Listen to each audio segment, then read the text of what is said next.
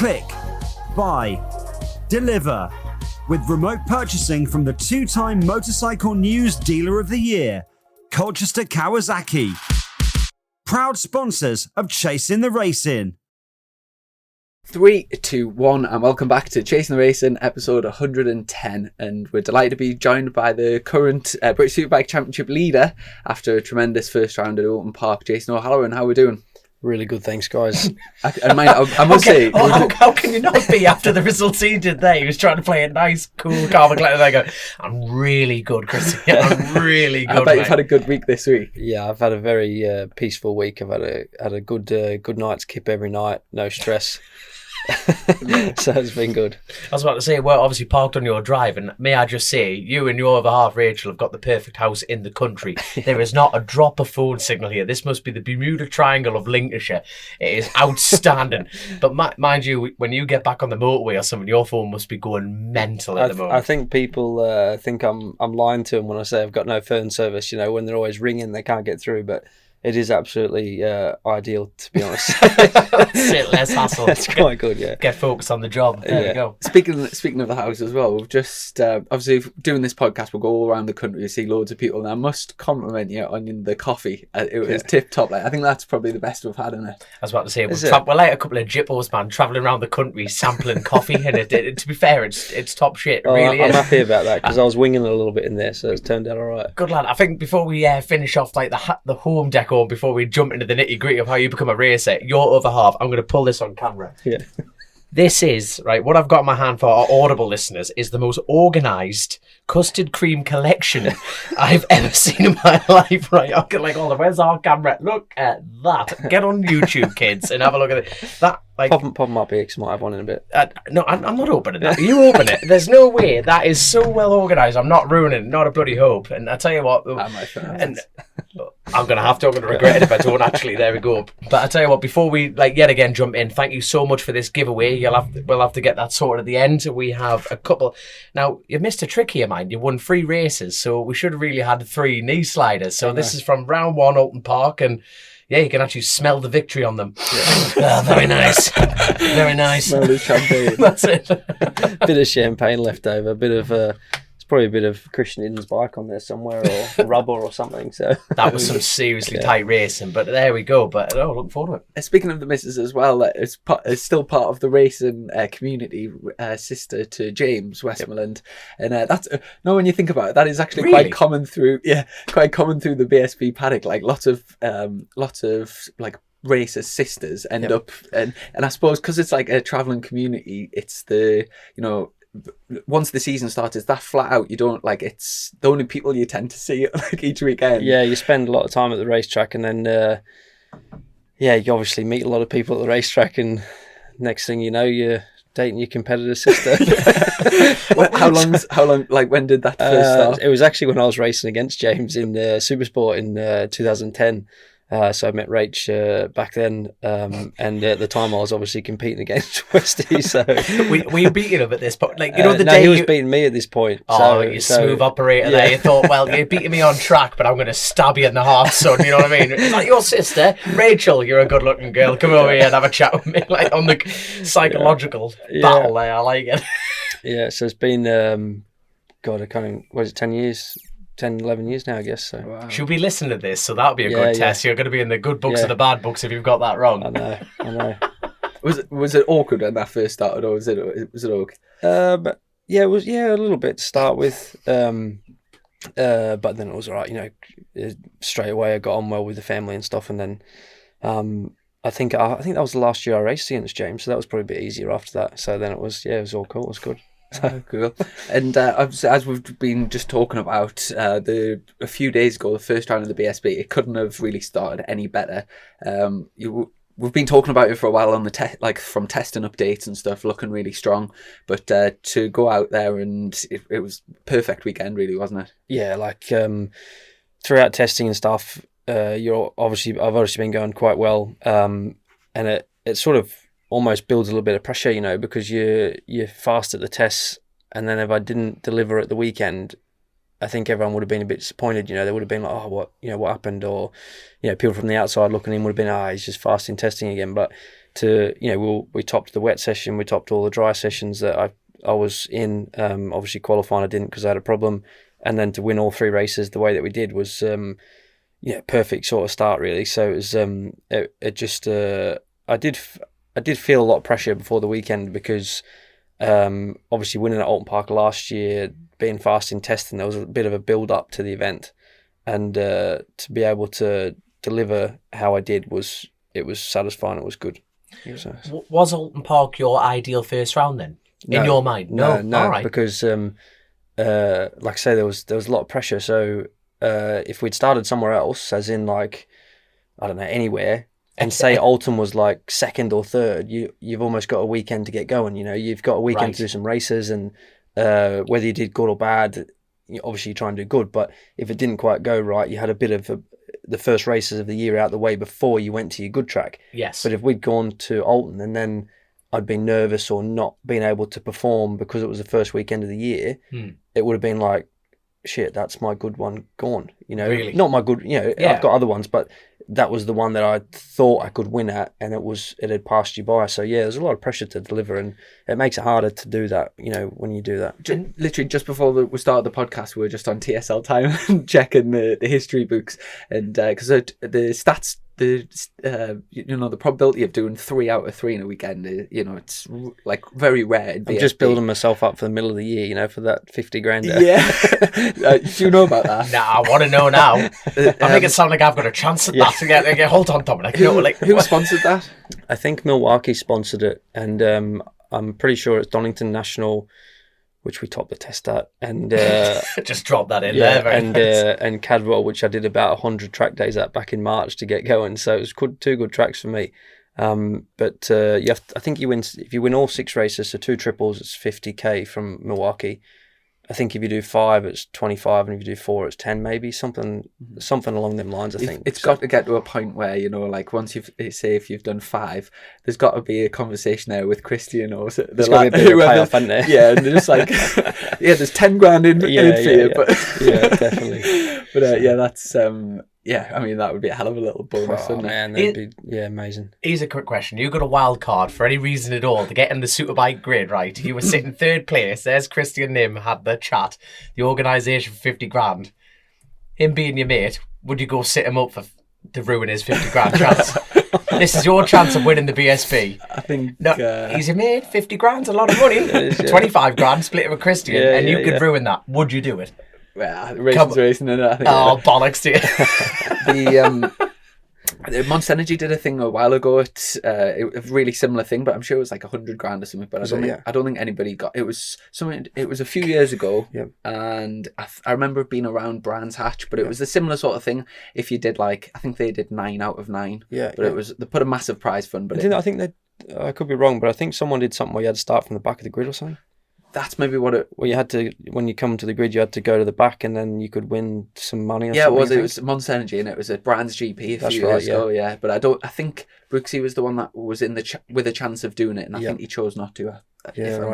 But sorry, let's go through that back of the grid rule. So if you you had to start from the back and win the race to get this money. I don't think this year is like that, but in previous years I think that was the rule. If you started from the back, I think it had something to do with how much money you could win or whatever. So yeah, it's a bit of a wild card thing, wasn't it? So, but I don't think anyone took it up because it was obviously for your money. But obviously you're giving up. I'm not sure if you had to win the race or not. I think you had to start from the back, and if you made it to the podium or something, there was something like that. It was a bit strange. Where are these all? This is brilliant crack. Is this like on the website? Can anyone access this? Yeah, there must be. Yeah, it's called the Monster Energy Race of Aces Trophy, and I'll just get it. It's BSB hit Snetterton. Brooksy could claim it was 30 grand bonus. That's a lot of cheddar. That mind. I tell you what, that trophy is outstanding. Do you get to keep them? Like the Monster Energy. Yeah, I think so. Yeah, I'd love one of them. They look amazing. So when's the next Monster round then? I think it'll be Brands again.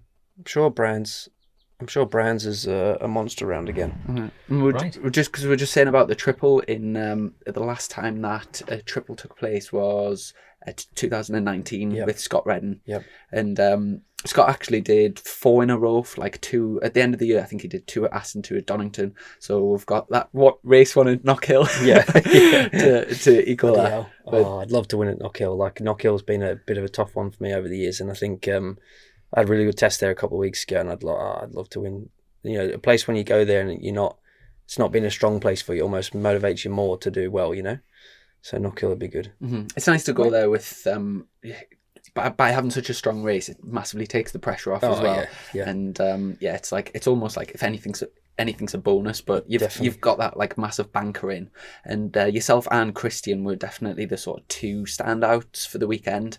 And in terms of laps led, you kind of played a blinder really in both, because just kind of took no risks by sort of letting Christian do all the hard work and then sort of nicking the last lap on all 3. That the one, I think it was race 2, the last lap dive into Lodge. Yeah. Watching that back, it's not like you were side by side on the brakes. No. You were miles back. Yeah. And like obviously you know where the braking markers are into that as well. So Christian brakes very late. Yeah. So and then when you see you jump out, you think there's no way. Even as you get into the corner, you're thinking there's no way you're stopping. And it didn't look right.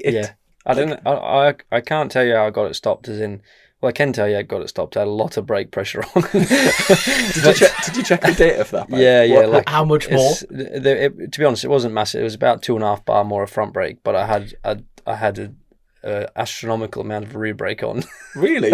Yeah. So it was. Are you thumb or handle or I've got old school? both. I've got hand brake and foot brake. Right.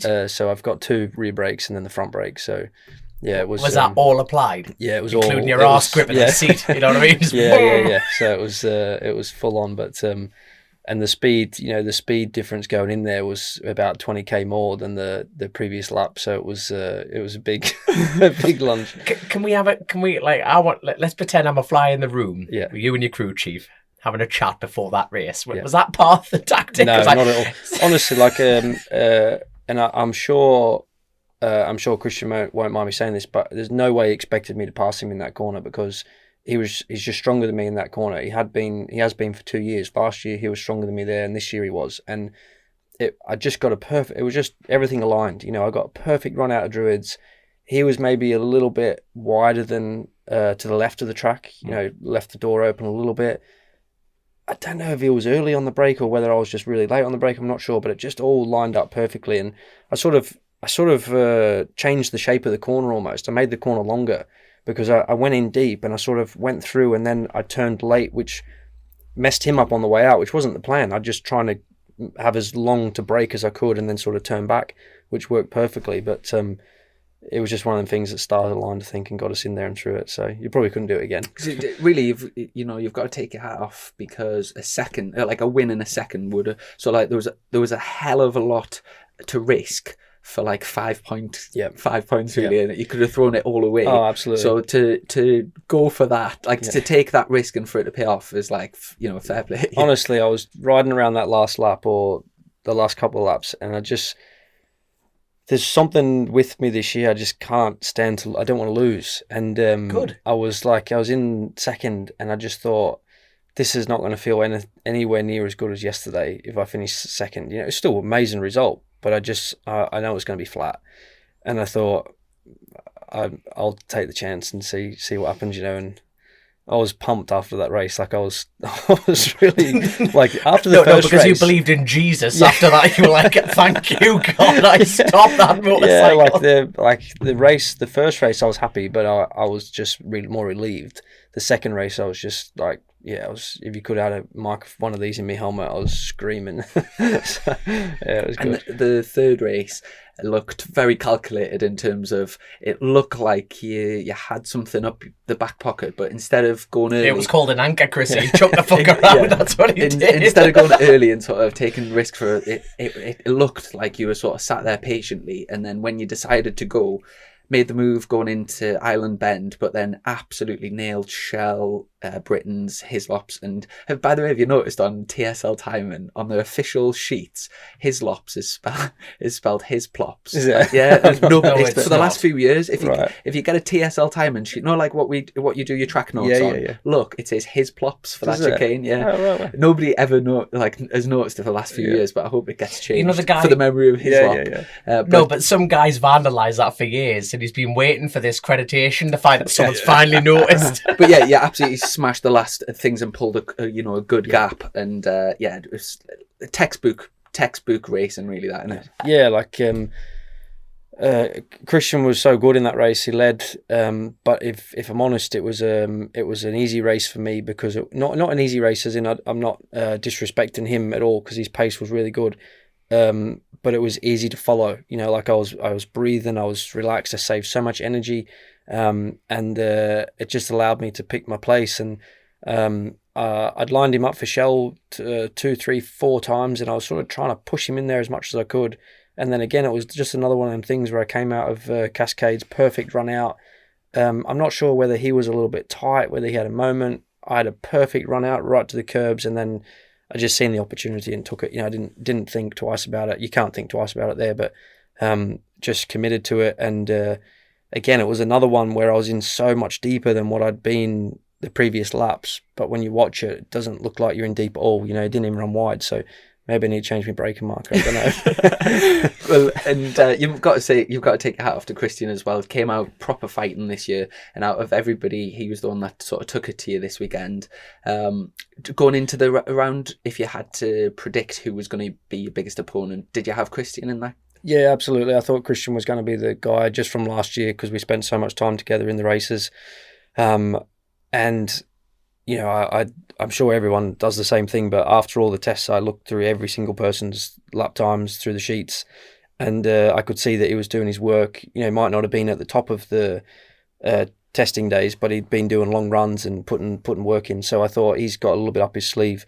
So I thought he would be strong. I thought Tommy was going to be strong, which he was, because he was strong at the test and he'd not been strong there last year. And then obviously I expected Brooks, but he didn't quite get the run this weekend, but I'm sure he'll be back at the front soon. I was about to say, now correct me if I'm wrong, and I've been wrong a lot, as you know, Jason, but did Josh Brooks do that last year? Did he have quite a weak, for Josh Brooks standards, he had quite a weak start, didn't he? I think so, yeah. He struggled a little bit at the start. When I say struggle, still had a podium at the round, as in like a third or a second or whatever, but I think it took him a couple of rounds to win last year. I can't really remember. But up and down, more up and down than what he normally is. Even at Ulton though last year, I remember the 3 Ducatis were... Christian was the strongest out of the 3 of them. And the struggled. But yeah, I think that was probably the biggest surprise of the weekend, really, the sort of lack of pace Josh had. Yeah, sure. Have you got any, especially as Christian was battling at the front as well, being on the same bikes, have you got any rationale for that? I think the new tyre thing's thrown a bit of a spanner in, as in we've got the SCX and the SC0. I think everyone's getting a bit caught up in it, as in like, I can go just as fast on a 0 as what I can on X. It's the same, I can do the same lap time on both tyres, just what you feel more comfortable with. Mm-hmm. And I think people are maybe been focusing on trying to get a tyre to work with their bike, and whether they've taken their setting in a new direction or whether they've gone away from what they normally do, I don't know. But I think the tyre situation has changed quite a little bit. Mm-hmm. So maybe that's got a bit to do with it. But other than that, I can't really think of anything other than he's just getting himself going. Maybe that's his strategy. It's a long season. I'm not sure. So, and briefly for our listeners, can you actually quickly explain the difference between the two tyres and what they're used for? Yeah. So the last few years we've just had the SC0 rear tyre. So everyone's just run the same tyre. Back, I can remember 2016 to 2018, we had SC0, SC1. But the Kawasaki's ran the SC1, we ran the SC0. So it was sort of similar to what it is now. Like the 0 seemed a bit softer back then and the 1 seemed a bit harder. So it was always a bit of a, which one are you going to go for? From 18 onwards, everyone's just used the 0. So I assume it changed a little bit, maybe got a bit harder. And there's not really been a choice. Where this year they've brought in the X tyre from World Superbikes. And it's just got a different feel to it. It just feels completely different in the bike and probably pushes the front a little bit more, but for me on my bike, gives the rear of my bike a bit more stability. And that'll be less movement mid corner, so it's giving you confidence. Less movement mid corner, and but as far as grip goes, like yes, it's got slightly better grip, but not a huge step forward from the SC0. It's just more of I get more of a feeling from it rather than a actual, oh, that's got loads of grip. So I ride it better because I've got a better feeling. So it's and I'm sure on other bikes it works completely different. So I think that's what's. And also temperature's huge now with it. I was stressing at the weekend that it might not have been hot enough, or the testing that we had with it, where I'd done 40 laps on that SCX tire and was still going fast, but it was hot. It was 40 degrees. The track temp was 40 degrees, so it was like that works. Donington and Knockhill. So I've done loads of laps on tires, and then at Alton you get there and the temp starts coming down. And you think, oh, is this going to work or is it not? So it's. I think people were struggling in the final free practice session, not the one on the Sun. I'm getting mixed up. Not the one on the Saturday. Friday. It was like split into 2 sessions with the red flag. Yeah. Because it was cold, I think all the lap times were way off in the last one. And people were saying they couldn't get away with running the X in those cold conditions. But speaking of people that did sort of better than expected and not as good as expected. Obviously, we've mentioned Josh. Better than expected. Taz usually struggles at Alton Park, and he had a real strong opening round. Yeah. And also Hickman didn't get there was no BMWs on the podium at all last year. So for him to come out the blocks, look, I know he's having problems with arm pump, but looking strong in terms of not as good as what was sort of expected. Glenn Irwin had looked very strong in testing, and that didn't seem to transfer over to the race results. I think he might have been having problems with tyres, and also Kyle Ride was sort of tipped as somebody to sort of take it to the challenge for the win, and again sort of struggled a little bit more. But can you think of anybody else? I think that sort of covers everyone. I think that's probably everyone. I think Taz had a really good weekend, strong weekend, and like you say, Glenn, and that was maybe a little bit further back than what we expected.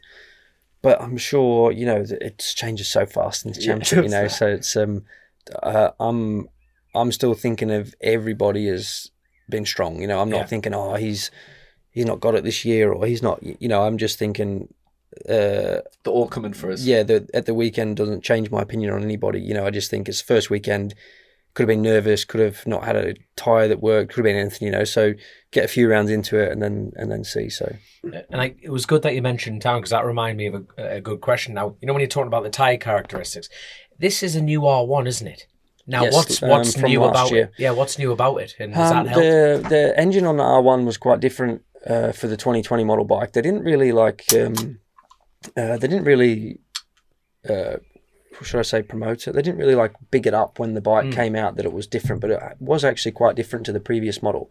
And for me, I got a lot more power from the 19 bike to the 20 bike, and then from the 20 bike to the 21 bike. The model's not actually changed, but the teams obviously worked on the bike over the winter to improve the engine spec and the power that we're getting out of the bike. So for us this year, that's gotten better, as in we've got more power than last year. Taz has gone a little bit of a different road. He's got less power for places like Alton Park to try and make the bike easier to ride. For me, when I've always been around the Ducatis, and I need as much power as I can have. I'd rather muscle the bike and use the brake and try and control it to have the power available if I need it. So for me, I want as much power as I can have. And they've done a good job on that. But it was from 19 to 20 that the model actually changed, that you went and bought from the shop. It was a different model. And then from 20 to 21, it's just a different team spec sort of thing. Does your team have much to do with the World Superbike team? We've got access to all their stuff, so we've got good connection with them. Mm-hmm. And basically that's where all our parts come from. So the engines are developed in-house, so the team developed those, but the chassis components are bought from the Pata guys, basically. So our swing arms, triple clamps, everything that you see on the chassis that you can change, links, all that sort of stuff comes from them boys. Because it looks like Top Rack's sort of set for a good sort of championship assault this year, doesn't he? Yeah, absolutely. He's on fire, and I think Locatelli will come stronger. He's obviously a world champion, so he's going to get, as soon as he gets more experience on the Superbike, he's going to get better. And Gerloff's obviously strong as well on the GRT bike, I think it is. There's plenty of Yamahas doing strong there, and I think when we see them doing well against the other bikes. We know the bike's good, and we have to make the most of it here to make it good here. So what holds him back as a stock bike? Now, Holland, before we go any further, I think Ian Hutchinson is doing an outstanding job. I think he's the only person on the grid on the Yamaha. Is that correct in your class? Yeah, I think he is. I think he's doing an outstanding job. But why doesn't it really work? Seeing what you and Taryn can do in the Superbike class. Now I know the rules are different and everything, but fundamentally, it's a chassis with a couple of sets of wheels with 2 fast lads on. But why? To be honest, I don't. I think Hutchie's going to do well this year. As in, once he finds his feet in the stock class again on that Yamaha and he gets comfortable on it, I think he'll do really well because. I've got a track bike which I use for track days, and it's an older version of the R1, and I absolutely love it. Like, I can go to Cadwell Park. It's got a set of slicks on it on track days, and I can do 30s, 29s all day long on that bike, and it's a road bike. It's got slicks on it. It's got a set of rear sets on it. It's got standard forks. It's got a shock in it. It's like for me the Yamaha is maybe underrated or overlooked in the stock class because no one's been on it. Like everyone's on BMs or Kawasaki's or whatever they are. I think if you were on a Yamaha or someone else on a Yamaha that was constantly at the front for the last couple of years, I think everyone would be on them. It's just, I think that's just the process that people go through in Superstock. They jump on what's doing well at the time, and I'm not sure why people haven't got on it or teams haven't wanted to run it, but I've done a lot of Superstock racing in my time, and that's a really, really good bike. It's interesting, that, isn't it? You know what I mean? So here's one of my daft questions. I'm full of daft questions. But if you're going to pick one rider to put on an R1 for a stock 1000 team, you're saying if you put the right lad on it, who would you want to put on?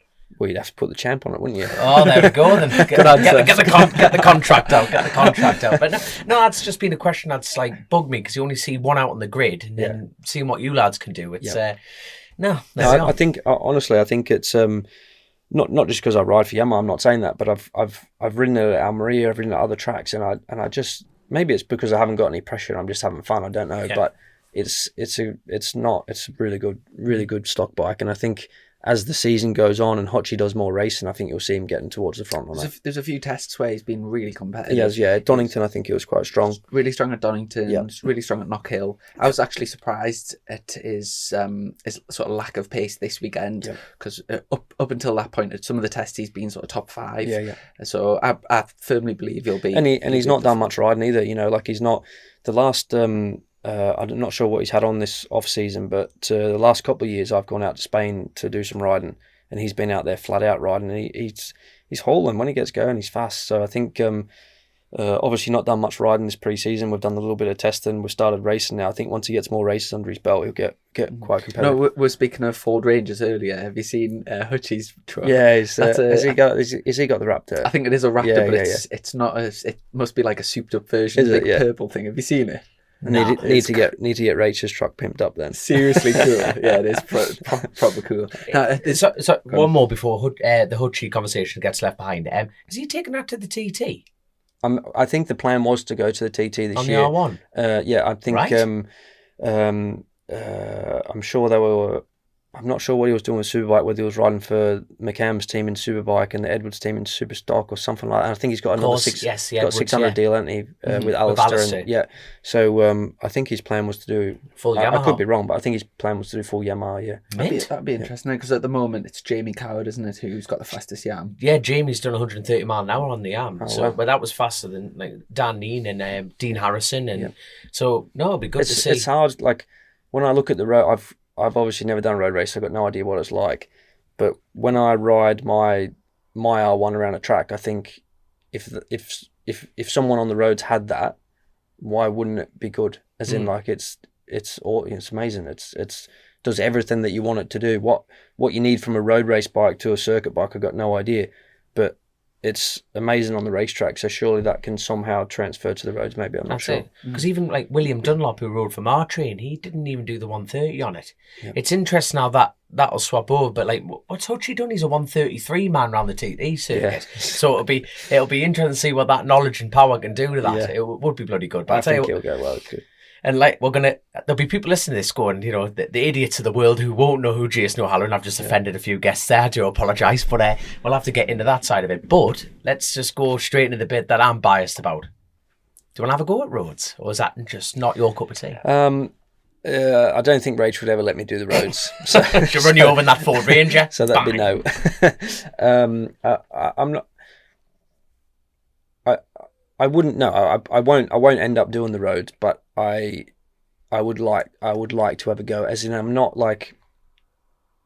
dead against it. I'm not for it. I'm happy doing the circuits at the minute, and I wouldn't want to go and do it when like Rach wouldn't be too keen on it and stuff like that, because I wouldn't want to. We got enough going on with circuit racing, but like when I look at you guys doing the TT, I do get, I understand why you go. Like I do get it. As in, I think like I get a buzz from riding around Alton Park more than what I get a buzz riding around Donington Park, because it's up and down and you can see the barriers and it's all a bit more happening. Well, that's child's play compared to the TT, isn't it? So, I think I do get the attraction to it, but I don't think I'd end up there, and I probably wouldn't want to do the Northwest or anything, because I don't think it'd have the same feel as the TT. It's more of road racers just go there and do that because it's a cool event for road racing, but for me, the TT is obviously the main one that you'd get the biggest buzz from. But and I think I would only ever do it if you're fully committed to it, and I wouldn't. It would take me too long to do that. It'd take me too many years to do that, I think. So I'll just be a spectator. There we are. There's so many things that I'm wanting to ask you, but I think it's best if we would do it in sort of the correct order, if you know what I mean. Otherwise, we're just going, totally messed that up there. By just in case we're going like forward and backward. But do you want to just go like? Did you used to race in Australia before you came to the UK? Yep. In the like Australian Championship. Yep. And was that from like a real young age or? Yep. So I started. If I go right back to the beginning, got a Pee Wee 50 for Christmas, 4 years old. Grandparents had a farm, so started riding around the farm.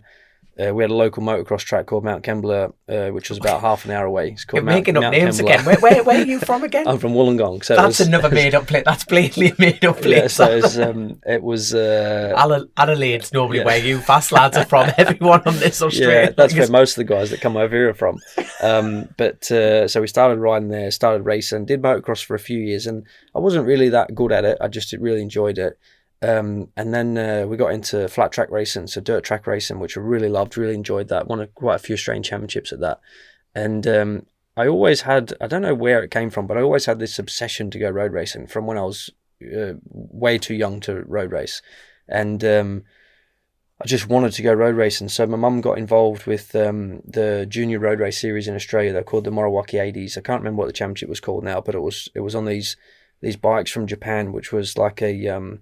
I think it was a CR80 engine, maybe in a Morawaki frame, and people like Brooks and Brock Parks, Chris Vermeulen and Anthony West, all these guys were on these Morawaki 80s, and I used to go and watch them at the go-kart tracks, and when I was too young, I couldn't ride, and then I think I started racing them at 13 was the age that you could race them, so I started that at 13, then gave up the dirt bikes from that point, and then just went road racing from there. So you can't race 125s or anything in Australia till I think you were 15 or 16. I think it was 16, and we got a dispensation to race at 15. So because I'd done 2 years of junior road racing and then went to race 125s.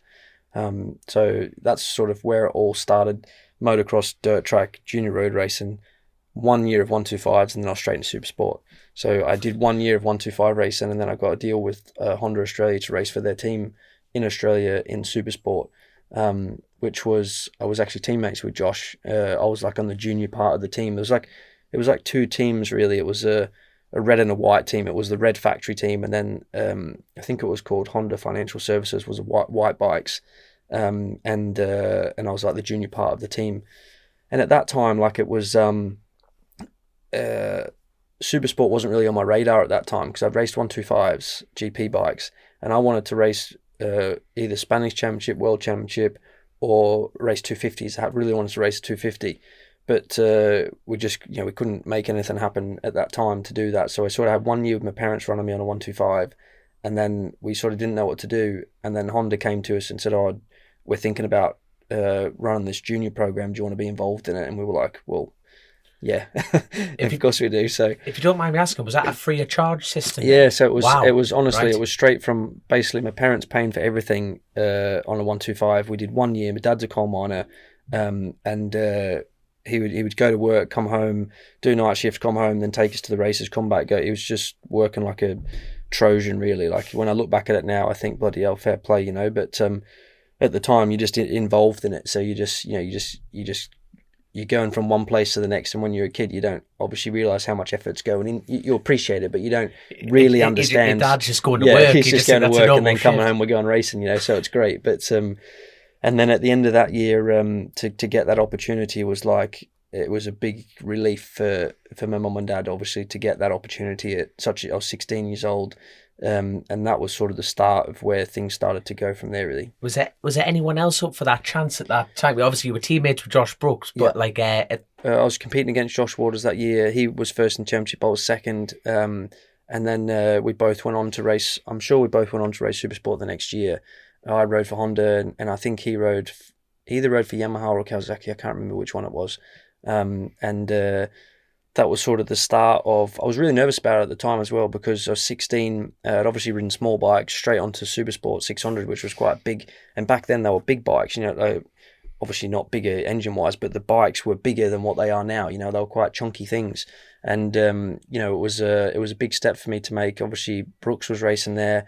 Adam Ferguson was racing there. He'd just come back from the World Championship and racing in America, so I had really like stiff competition for my first year in, and the Stouffer brothers were in it. It was really competitive, and you know, it was a good thing for me to get involved in. It was maybe a year too early, I think. Like if I look back at it now, if I'd had one more year of maybe 125s or something like that, probably would have been better for me. But you know, when opportunities come, you have to jump on it, you know. So we went for it. Yeah.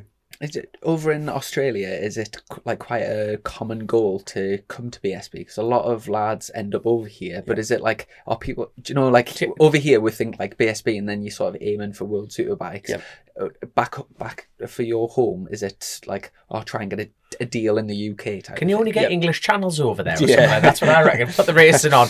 Oh, English BSB. There's Chap Vertical. No, you get a map of the whole world, and you think like in terms of domestic championships, we've got this tiny island over here. There's like all these other countries. Just go there, yeah. But BSB does have a real good domestic championship, doesn't it? Like globally. It's, there's a bit of history, pros and cons, and you know, like, poms and cons. Yeah, when I first started racing Supersport in Australia, I wanted to race World Supersport or World Superbike, and I got an opportunity there. Actually, again, too early. I'll go into that in a little bit. But BSB is also big. You know, we also watch BSB, and you know, it's when I was watching it, I think it was the HM Plant bikes. Maybe it was Keo and Johnny, and maybe before that, you know, like when it was full factory teams in BSB, and I was looking at that thinking, no, I wouldn't mind a bit of that, you know. And if I can't, initially I seen it as I need to. I'm winning in Australia, but I can't get recognised by anybody, so I need to obviously move to the other side of the world to race there to try and get myself known and better established, and then that might open more doors, you know. And that was sort of how I seen it, and sort of made a bit of a plan as much as I could over the next few years to try and position myself to get here. But when you're in Australia, you don't realise, or maybe people here don't realise just how hard it is to get here. Once you're here, and like I'm here now, it's normal, I live here, everything's cool. But when you're in Oz and you're 18, 19 and you're thinking, right, how am I going to move from there to here? It's hard, you know, it's really, really hard to do that. And you know, even just to get a start with people, you know, just to get your foot in the door with the team, or to find some money to put something together is quite tricky to do. Unless your family move with you. If you're in a different position, that's a different thing. But for me, I moved over here on my own, so it was that was at 18, was it? I was 20 when I came over. Right. So I think I did World Supersport Wildcard when I was 18. Did one more year at home, and then I come over here when I was 20. How did you fare then at World Supersport at 18? Then? To be honest, it was. So sorry, you went from 15. So I won the Supersport Championship in 2007 for Yamaha. Yes. And that year, a guy named Kev Curtin was racing for Yamaha Germany, and he got hurt. And I got the call up to go and to fill in for him in the World Championship, and it was probably the best bike with the best team. It was the opportunity, you know. But I was racing in Australia we call it Supersport, but it was basically Superstock really. Like we didn't have quick shifters, we didn't have. You know, we had no data, we had nothing. You know, it was basically like stock 600 really. and I turn up to Czech Republic. I've never been to Brno. I'm 18 years old. I'm just turned up. G'day, mate. How's it going? Like it's, you're rocking into the World Championship paddock against Kenan Sofoglu and Andrew Pitt and Brock Parks and all these guys that know what they're doing. They've done it for years, and here I am thinking I'm going to be all right. And I finished 12th, so it was okay. But it was That's outstanding. it was disappointing for me because I finished 12th, which probably wasn't acceptable for that bike and that team that they were used to winning. But when you'd not been to a circuit, first time out of Australia, new bikes, new way of working, all sorts of things. The only thing that I wish I'd got more time, because I got one go at it one weekend, and then the next weekend they put Tommy Hill on at Brands Hatch, which made sense because it was his home race, the next one. So I understand why I got sort of in and out straight away. But if I could have had more time there, like say I'd been given 3 or 4 races, who knows what would have happened? Could have you got going? Could have you got better? It would have maybe been a different story. So I think Australia was great to teach me how to race against competitive guys, but it was bad as in the bikes were so different to what was over here in Europe. It was a baptism of fire, really, when I come over. When you first came over here, was that a case of did Honda sort of put you in touch and sort of place you in the UK, or was it the case you wanted and sort of got in touch with Harv? Yeah, well, basically what was happening was Honda helped me out a little bit to get over here, but I was actually speaking to Sean Muir. So when I was racing in Australia, I had a guy talking to Sean for me to try and get over here. I think it was the Hydrex bike. Mm-hmm. And I was trying to come over here for the 2009 season. So I was racing Superbike in Australia in 08, and then I was trying to come over for 09 with Sean. And but again, it would have been a big risk for him to take me on because I think he had Ellison and Easton or someone. He had some really good riders at the time, and no one knew me over here. And at the end of 2008, I think it was in 2008, I think it was Adam Jenkinson or Tom Grant. Someone was riding an SM, I think it was called SM. It was an SMT Honda, and one of them got hurt. And Sean was really good friends with the guy that was running that team. So basically, because I'd spoken to Sean, he put us in touch with Robin, and I came over to do a couple of races at the end of 2008. And I really stacked a year that year. There was Crutchlow, Haslam, Sykes, Shaky, Camia, Carl Harris, Simon Andrews. Like, you couldn't have got... I'm very lucky that I was very naive, and I didn't really know who they were. I knew who they were, but I didn't really know how good they were. So I was just like, yeah, I'll come over and ride it. And it's like a privateer Honda against these top guys in their own country, tracks I've never ridden at. And then I went to Silverstone and I finished 7th. And so I had a 7th out of top 10 at my one of my first goes. And that basically got me here for the next year. So Carl Crutchlow going, who the fuck is this guy? Yeah, it was bonkers. So, and I'd actually spent a bit of time with Carl in Suzuka, because I went to Suzuka Radar in 2008 with the Moriwaki team, and Carl was racing for them. So I got to spend a bit of time with him in 2008. And then, I came over here at the end of that year to do some racing. And that was sort of my first eye-opener, really, of how good the championship was, and how... although we had the guys racing in Australia and me as well, we had ability and we had potential to do well. The level of the championship here was it was another step up, and bikes, teams, riders, everything was just that next level, and it was hard to jump into. Were you aware when you jumped on the flight to come over here, were you aware that you were essentially starting a new life over here? Or did you think I'm going to go over for the race season and come back? Or was it when you was saying goodbye to your family and friends, Yep. Did you sort of know in the back of your head you were planning on making a base here? Yeah, I was sort of hoping to do that, as in sort of thought, if I can make this happen, it'll just continue on, and it did. So that was good. But you never know. You just at that point you just going from place to place, trying to make a life for yourself, really. So it seems like a long time ago now, and when I look back on it now, I think I couldn't. There's so many things that I would change, but if I changed them, there's no way I would have got here, because without being a bit naive and without being a bit wet behind the ears, you would never ever have done what you've done, because you just would have went, nah, I'm staying away from that. but because you're just a bit green, you just do it, and eventually you somehow keep the ball rolling, so it's, yeah. Your mum's not waiting for you still at home after all Yeah, these yeah, years, she's by the still way, at the you know what I mean? airport, yeah. I'm just going to do a BSB round, mum, you know what I mean? Like, the boy's been away a while, mind there. and that following year, do you know, when you stayed over here, was it SMT, did you say? Yep. So you stayed with them in Superbike? Yep, so I stayed with them in Superbike. It only lasted half a year because it didn't work out after that. We had half a year together. It's tough to run a race team, isn't it? It's a difficult thing, and the path that I went after that, I did half a year on the Superbike, which I did okay, but not amazing. Again, tracks that I didn't know.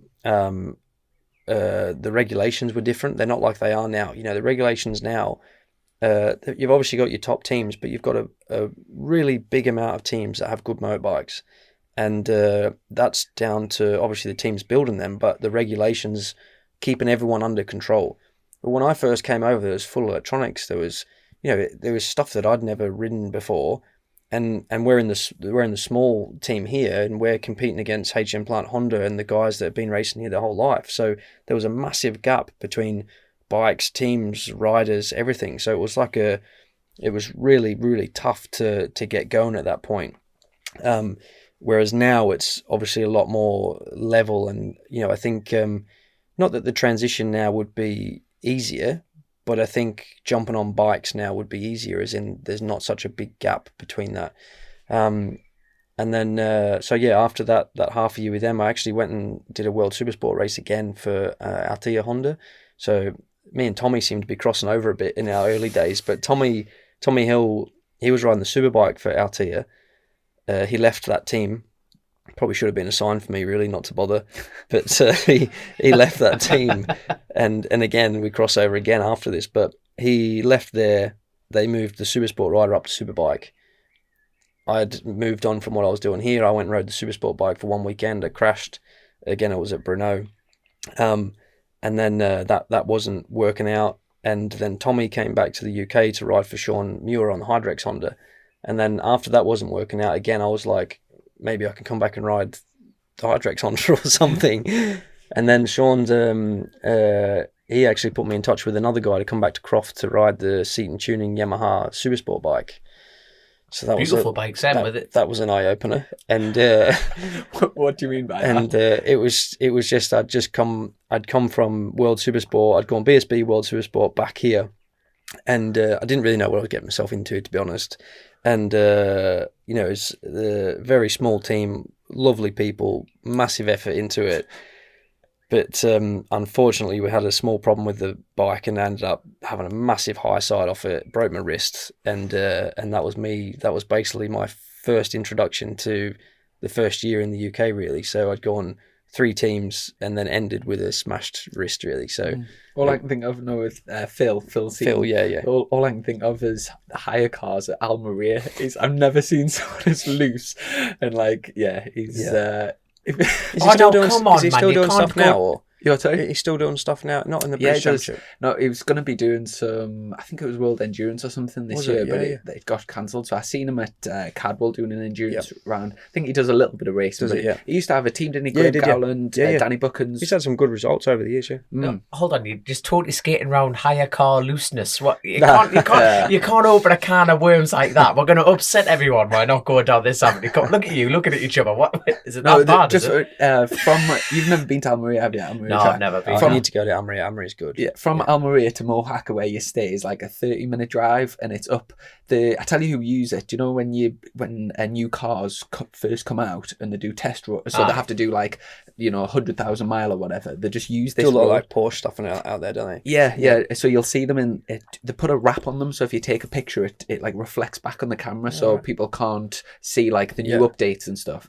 But it's basically on the edge of a desert, so the roads are just it's like mountain roads, and there's been a few times because I had my own van over there, so I'd be driving along, and then all of a sudden I would see this like little hire car on like 2 wheels around a blind corner, and there's Phil. Yeah. Morning, Phil.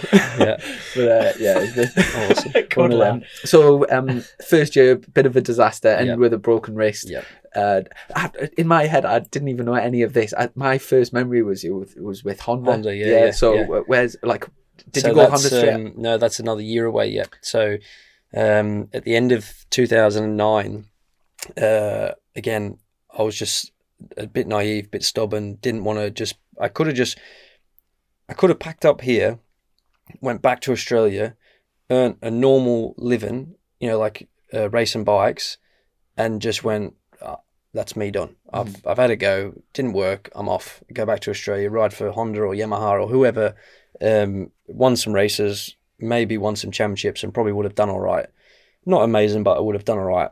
But I just couldn't, I couldn't bring myself to do that because I just hadn't, although I'd been here for a year, there's no way that I'd had or got anywhere near to the potential which I knew I could be at. And I just sort of thought, no, I need to try and make something happen. And I think you inspired Westy's sister. And yeah, team race. Yeah. I thought I'll just hang around for a bit longer. Yeah. So, but but there's still that sort of burning desire. Still like just that burning desire. And anyway, I was staying in a place called Colchester, so not far from here. With my mate Dobby, and had a broken Dobby, wrist. Like the guy from Harry Potter with a sock. So, had a broken wrist. Did you give him a sock when you left? Yeah, there's your freedom, son. I'm off. I was staying with my mate, and had a broken right wrist, and we didn't really know what we were going to do, to be honest. And so I got my mum in Australia to print off a load of CVs. So she sent me over. I should have just got them done here, really, but I didn't. I thought you have to get everything done in Australia, don't you? So I got her to print off all these CVs. She posted them over to me. We got in my mate's car, and we just started driving around the area near the Humber Bridge. There's quite a few industrial estates and stuff, and just handed them out to anyone that would take them, really. And anyway, I handed them into to a place, and it was AKP. I think it was KPS on the gate, because there's two different things there. And we were over. I can't remember where we'd gone after that. We'd gone to a bike shop or something to drop some off, and my phone rang, and I answered it because I obviously had my number and stuff on it. And on the other end it was a guy named Richard, and he said, "Oh, I've just one of my guys has just given me your CV that you dropped off. Do you mind coming back and seeing me? I'd like to speak to you about it." And I was like, yeah, sure, mate. Yeah, no worries. Anyway, I went back there, I had my laptop and everything, and given it the, all the hoo-ha that you do, that you're trying to sell it, aren't you? You want to get some support. And anyway, I left that meeting that I had. The guy's name's Richard Arundel. He's actually sponsoring Hutchie's bike now with the Edwards vodka thing, so he's still involved with me now. And I left that meeting, and I'd got some money together. I got a few bits and pieces for the next year to make it possible to come back here, and Richard's still sponsoring me today. So going around handing out these CVs and stuff, it turned into that, which then I met another 2 or 3 people after that. A guy named David Lucas and his family took me in. I lived at his house for a couple of years, and then at the end of that year I met another family, the Cleaves, which are still sponsoring me now, which are from a place called Tetney. So it sort of just led to meeting this group of people that supported me and still support me now. So it was like a bit fresh faced to just go out and do that. Like, I don't think I could do that now. If I just went and banged on people's doors and went, "Oh, do you want to sponsor me to go motorbike racing?" We're gonna have hundreds of kids going. That's interesting though. But do you reckon that would work now? If young lads listen to this now, do you reckon probably? Like, to be honest, I think it was more about just showing willing. Like, people, not everyone's got loads of money to give you, but if you're willing to go and put yourself out there to say, and for starters, I was over here from Australia, so it wasn't like I was just from down the road. It was like, I've come over here, and now I need to try and make it happen. And I think they sort of liked that, and then we got to know each other, and we're more friends. I'm more friends now with all these different families that have supported me from the Lincolnshire area. But at the time, it was a big thing for us. It was a lot of support. Do you reckon that would work for us from being County Durham? We've come all the way from County Durham, son. So I was about to say, because a couple of lads who helped me, the Hare family, you're involved with them as well. They started sponsoring me. I think it was 2011. They started sponsoring me. And then had a couple of years of doing some other stuff with the Rhodes guys and the Sidecards guys, and now they're back sponsoring me again now for the last couple of years. So again, it's like they're not just sponsors; they're they take you into their family, you know, like their whole family's into motorbike racing.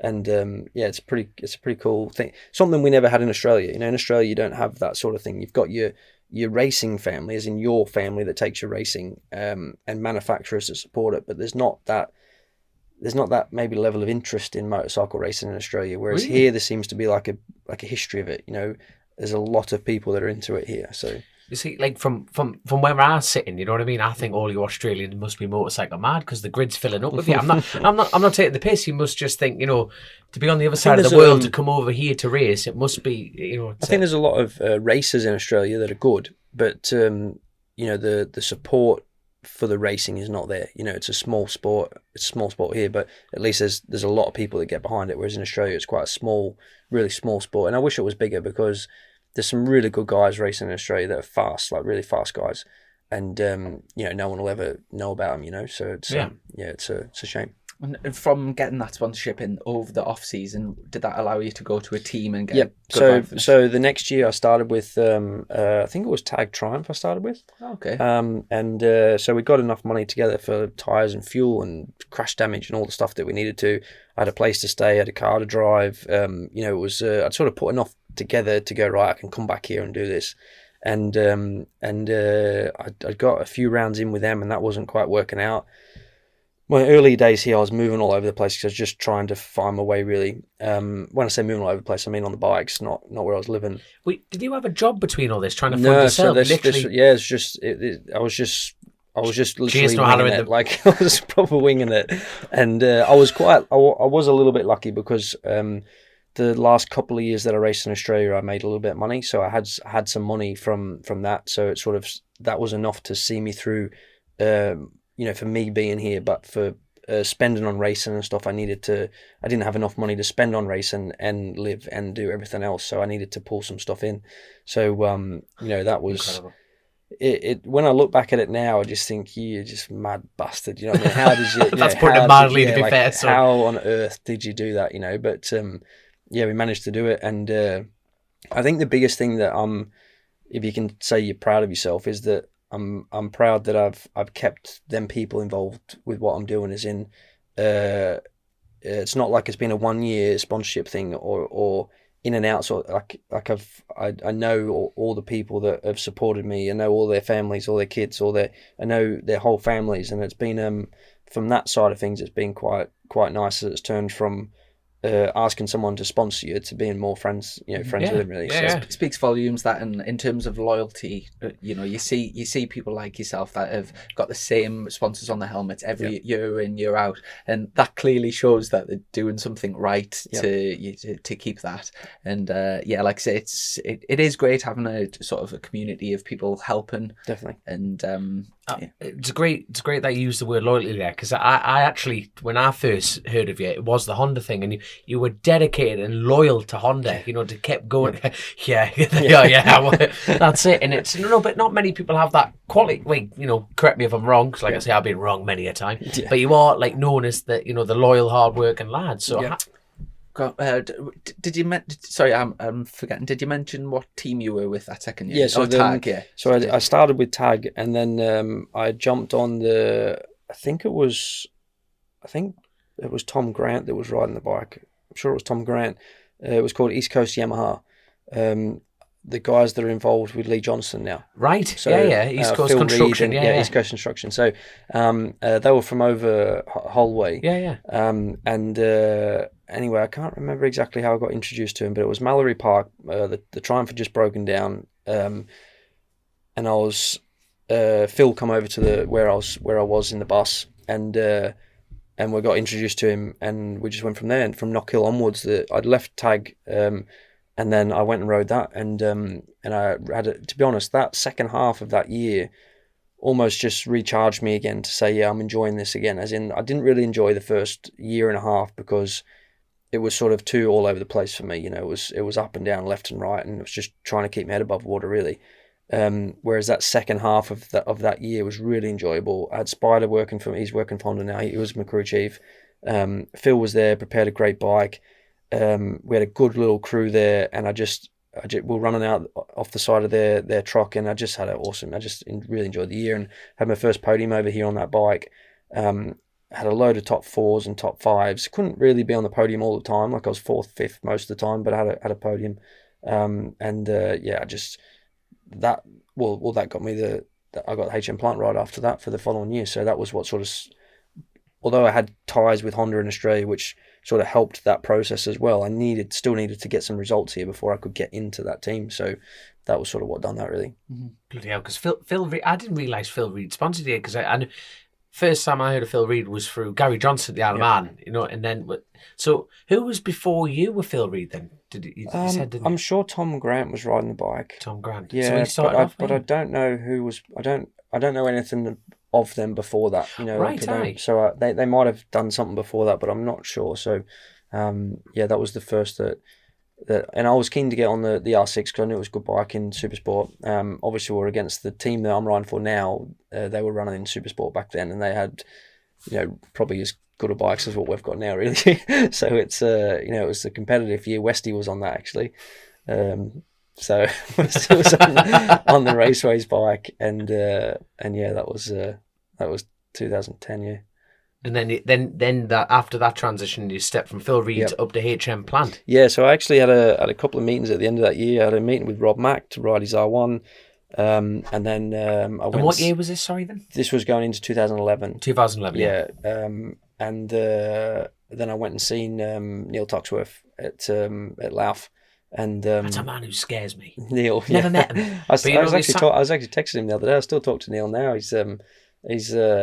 He played a huge part in my racing, and he's just gone off subject a bit talking about him, but he was someone that people looked at like that and says, oh, it's scary, or I don't know if they've got a bad opinion or what, as in like being a hard taskmaster. Oh, it's brilliant. But he was honestly one of the best people that I've ever ridden for, as in, if you had a problem, it got fixed. If you had something wrong, he would sort it. If he might have been a bit like OTT with some things, but mate, on the pipe with everything. And the biggest thing that I had with him is that it was fair, because if you'd had a bad year, you couldn't expect to get an amazing deal off him. But if you had a good year, he was the person that respected that and never kicked you in the balls. It was always I think it was always fair, and I really liked that about him. No, like I've never spoken to the man, never met him in person, but I think like he's been interviewed a few times on the telly. The second the camera pans round him, you just think, there's a man who doesn't take bullshit. Yeah. You know what I mean? That's the only thing about you. Just sit there.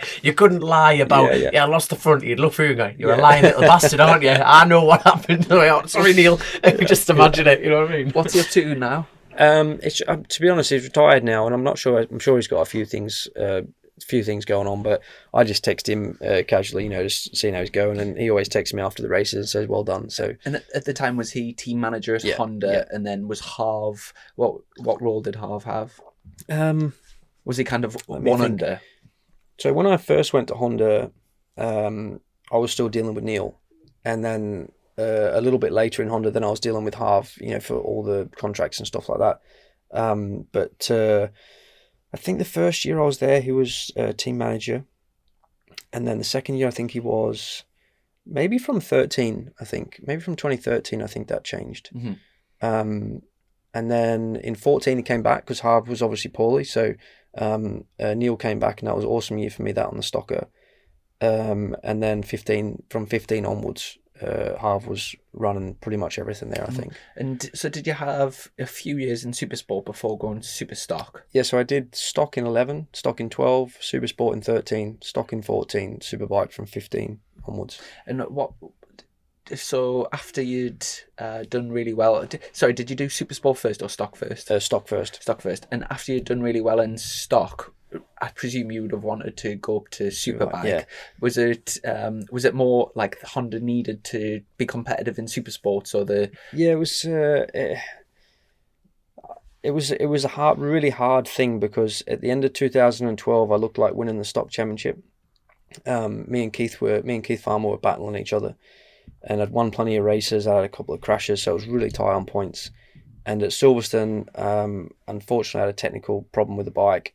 Which then, I don't know if Keith won that race or not, but he basically won the championship around early. So we were tight on points, because I didn't finish the race and he probably won the race, I'd lost the championship. If I'd won that championship, then I would have moved to Superbike for the year after. So it was a bit of a blow, really. And then obviously in 2012, Alex Lowe's was doing really well on the WFR Honda. He'd won some races.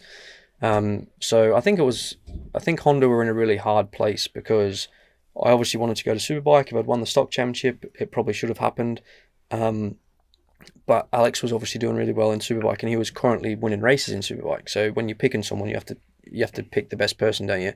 And he was the guy, and he obviously delivered the following year as well. So I got moved to Supersport, and it was a good deal and stuff. It wasn't a bad thing. And initially I was disappointed because I wanted to race Superbikes, but in the end it wasn't too bad, really. So yeah, it was alright. You had some real good years in stocks. I remember the year Danny Buchan first moved up. It was a really good. Yeah. You and him were sort of battling for the championship that year. Yep. And isn't it funny? Like right then and then, if you'd said, look, was Danny like 17 at the time? Or if you'd said, Danny's 17, he came and like say won that first race. Yep. And at the time, obviously, you were a lot more experienced on the bigger bike. Isn't it funny, like all these years later, if you would think Danny would obviously have gone, Yeah, sure.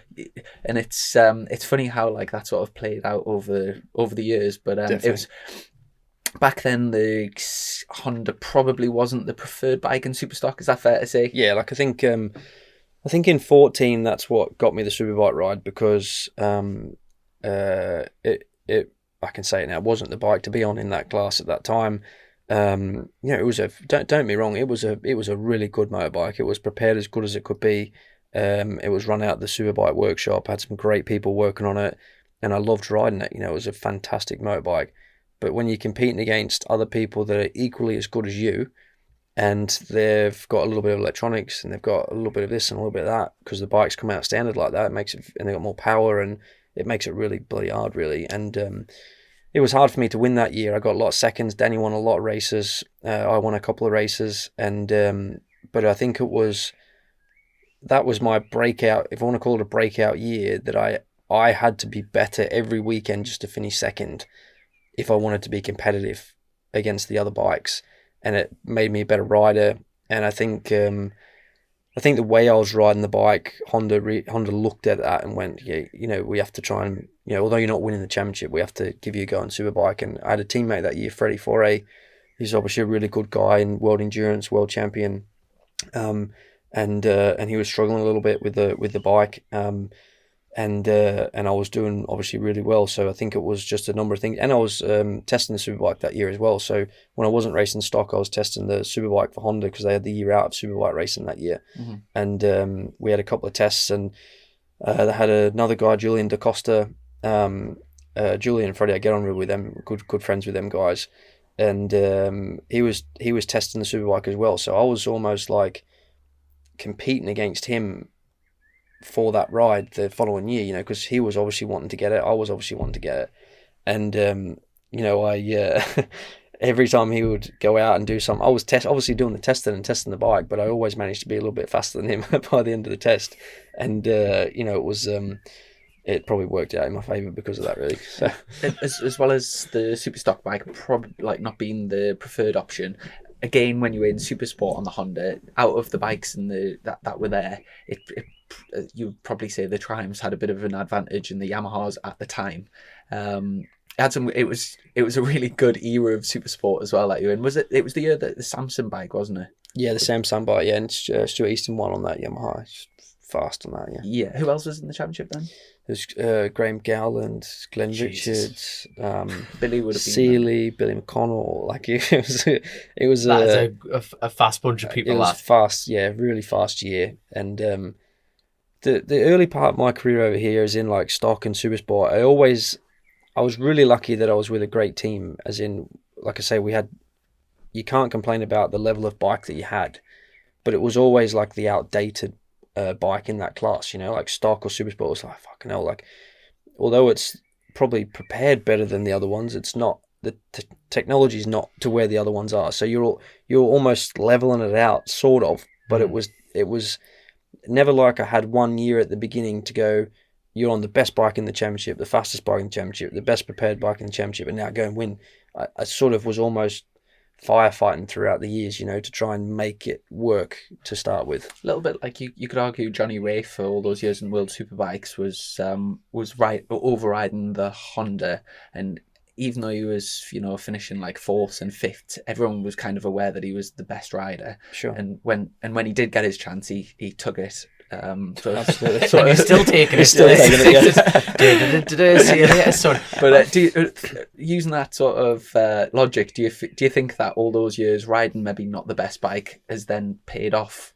Absolutely. I think 2014 was a big year for me on that stocker, and then I think the years that I had on the Honda Superbike also, like we had some difficult times there at the beginning. 15 started quite well. Broke my femur, so missed the second half of that year. First, finally get my chance in Superbike, and then lost my femur pretty early in the year. 16 was an amazing year. Had loads of podiums, won my first BSB race. I finished fifth in the championship, but I think I finished third on points. It was because of the showdown thing. Hickey knocked me off at Donington. First race of the showdown. Do you feel better getting that out there? Yeah, I got it out there. Yeah, but it was a really like when I look back at it now, I stood on a podium with Shaky and Haslam, like multiple times throughout that year. Like it was, not just name dropping them guys. There was lots of other competitive guys that year as well. But when you're standing on a box with Shaky next year and Leon next year, it's a really good thing. It's a big deal. So it was a solid year that, and then. I maybe should have left after that year. I maybe should have moved to another team after 16, because at the end of 16, Honda had a new bike coming. We got no information on it. No one would tell you anything what this bike was going to be. It was just supposed to be this good thing. And I remember the first time that I rode it at Monteblanca, and my head just fell off. As in, I just thought I've just gone from my most competitive year in the championship, and then I want to build from that. I've got this new bike, and it just wasn't what we needed it to be. It needed a lot of work to even get back to the level where we were the year before. And that's not me hanging shit on Honda or anything. It was just what it was. Was that an immediate thing? You know what I mean? As soon as I rolled out the pit lane, I knew we were in trouble. That's incredible. It was just instant, and it was wow. It was just a bad place to be in. It was like how good would it be? I know this is impossible, it can't happen, but how good would it be if after the first BSB test of the year, how good would it be if people could be totally honest? And like you could come in and go, we're in trouble, guys. Yeah. How was your first test? Really badly. We've got it. Horrible. Don't buy a Honda. It was just and it was no one's fault. It was just the electronic throttle and stuff that they'd moved, because the Honda was so ancient for so long. And then they moved over to the Guinness, the electronic throttles and stuff like that, and it was just like, it just wasn't good. And at that point in your career as well, you don't want to be. It was such a vital time, and like if like I say, if buts and maybes, but if the bike had come out and it had been what we all hoped it'd be, it would have been great, perfect place to stay. Because it wasn't, and I look back now and think, maybe I had the opportunity to get on the BMW, or I had the opportunity to get on something else. Maybe I should have taken it and jumped, and then maybe it would have maybe sped the process up a little bit, not taken so long to get to this point now. When you saw the Irwin brothers on the Honda beginning this season, God, no, you know what I mean? I bet we just watching that going, what have these lads been doing in Honda? Yeah, like I actually spoke to Harv about it last year, and I said, I left the year too early, mate. It was it's a natural reaction, isn't it? Though you see it and go, holy, because it was so difficult for me at the end of 2018, because in 18 I sort of messed that year up, because I started with 2 podiums first 2 rounds. I got the opportunity to go to Imola for Red Bull Honda to fill in for Leon Camier.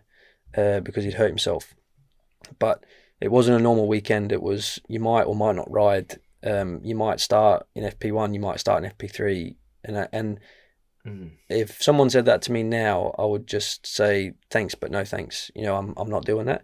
But because I was wanting to move my career on, I wanted to be in World Superbikes at that point, and I felt like I could have done if I got the opportunities. I took it, turned up to Imola, missed FP1, missed FP2 because Leon was riding, and then they said, "Oh, you're on. You know, Leon's not going to ride for the rest of the weekend, so you're on."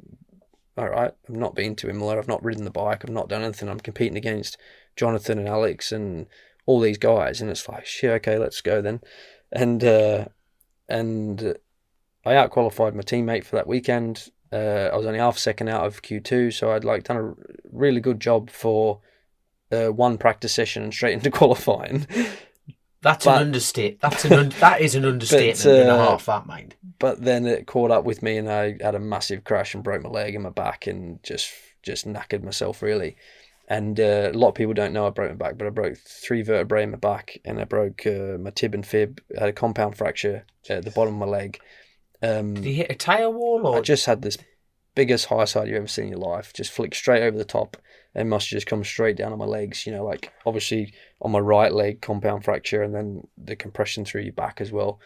And did you go off a cliff? Yeah, I felt like it.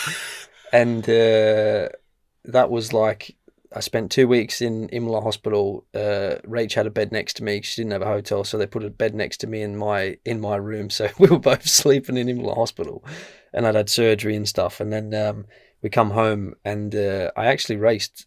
I think it was 4 weeks, might have been 5 weeks after that. I raced at Snetterton, and I raced for the rest of the year. But I was obviously shit. You know, I couldn't do anything. I was knackered, and had one more podium that year at the end of the year, but. So I knackered 18. Do you know when you say you rode the rest of that year, was that you want, like, even though you knew you couldn't win, you couldn't get podiums and stuff, was that you just wanting to make sure nobody got on your bike? No, I was just embarrassed, to be honest. I felt terrible for taking an opportunity which wasn't our championship, and hurt myself, and then not being able to do my normal job. So I felt obliged to ride, because I didn't feel like I should stay home when I'd done that, really. You know, when you're talking about that choice there, like, did anyone actually say, don't do that? No, everyone said it was your choice. Like, bear in mind, it came through Honda, so it was of course, yeah. It wasn't like I called them, they called me, you know. So it was through them, but at the same time, I probably could have just said, no, actually, guys, it's not for me. But I sort of felt like, again, when I look back on it now, I sort of cringe a bit, because in a normal mind, you would never agree to that. As in, you know, like, imagine me saying to you, you go to Donington next week, and I'm going to ride all of Friday, and you're going to get on a bike you don't know, but you can start on Saturday. Mm-hmm. Do you fancy it? Can I just say that if you had a normal mind, you wouldn't have got on the plane to come to the UK. This whole story wouldn't have started. A normal mind would have stayed at home. Stayed at home, stayed in the sunshine. You're speaking to 2 other race. Like, answer that question. It's one of the. Everyone's so desperate. It's that thing of, like, your head ruling your heart, or your heart ruling your head, and everyone just is so desperate for that opportunity that you don't.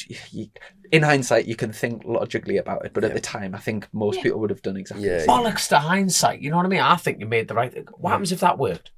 Well, absolutely, you know, and, like, to be honest, we were, you know, probably why I hurt myself was that we were up for it. You know, me and Rach were there together, and we were like, you know, we're having it. You know, let's go for it. You know, and you know, just talking about that weekend for a little bit. Like, when I look at it again, like, I stayed out in qualifying because I had no laps. So I didn't use 2 tyres. I went, I'm going to use 1 tyre. Again, I'm handicapping myself. Everyone else is going to use 2. I'm going to use 1, because I can't afford to pit and waste time, because I need to go around the track.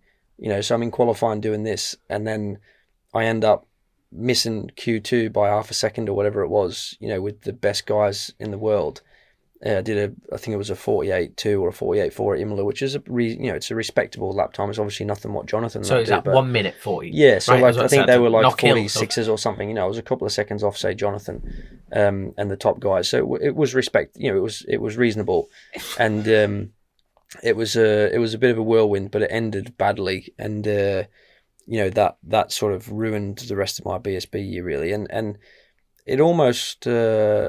like when we're talking about the Honda thing there with the bikes and moving a year too early, that didn't sour it, but it didn't go that well for the rest of that year. And then at the end of 18, I knew Brooks was thinking of leaving where he was, and them guys, the guys that I'm with now, have been talking to me, and I just thought, you know what, I'm running out of time here. I want to get on a bike, and I couldn't stay one more year on that Honda because I'd ridden it for too long.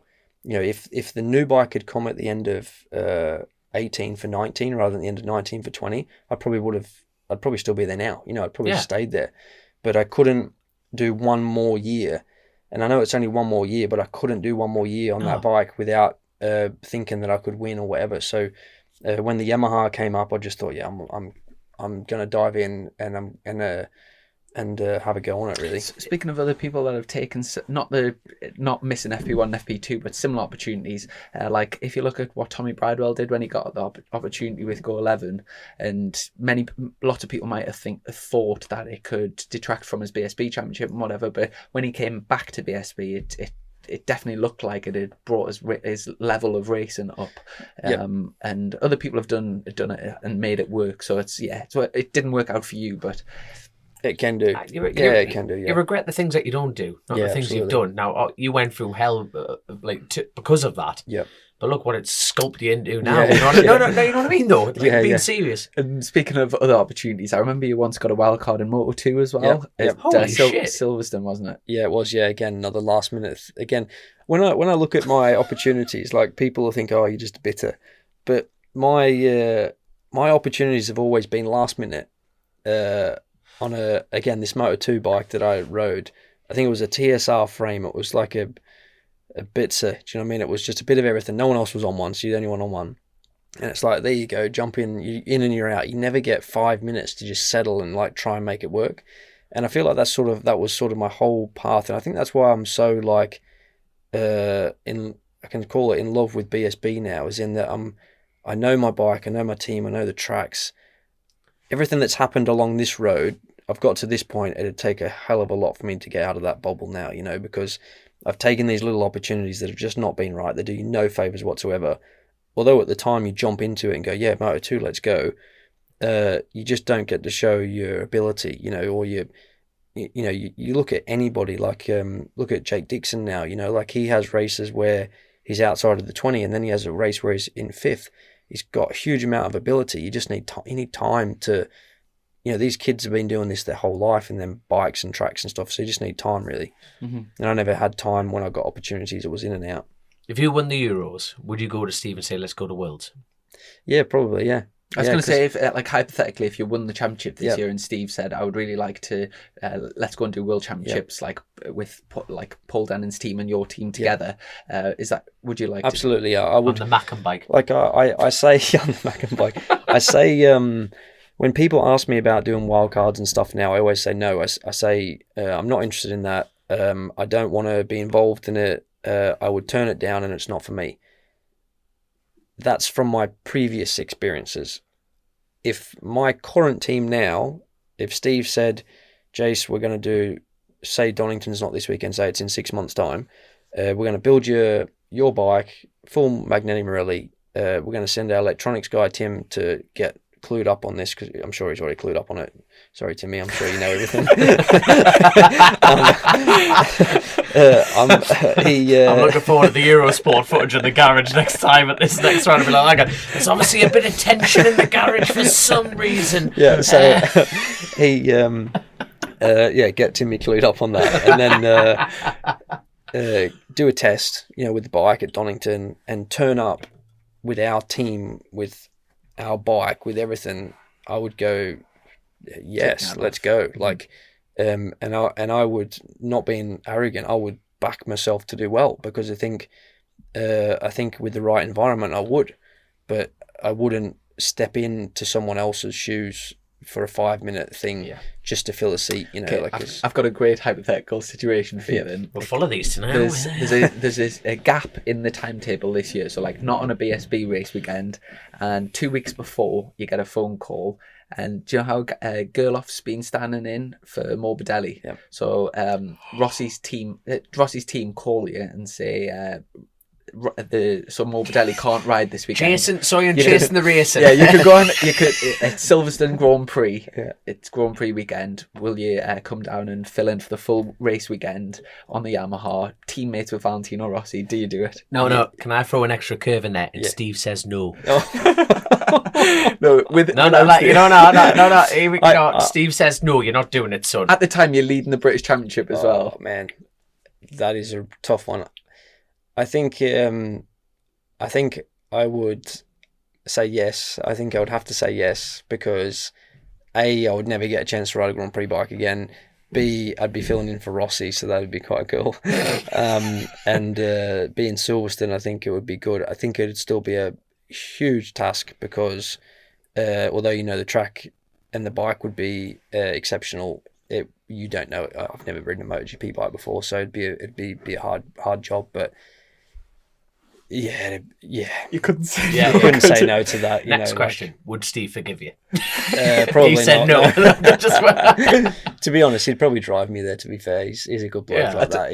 I've met Steve. You know what I like about Steve? He says hi to everyone. Yeah, he does. You know what I mean, though. Yeah. Even like he was going by in the paddock there, and he just went hello, and I'm thinking you have no idea who I am. Yeah. But it's nice to be nice, isn't it? You know what I mean? Now, you've done a good few years now with Steve and the Yamaha guys, and obviously you were at Honda for ages.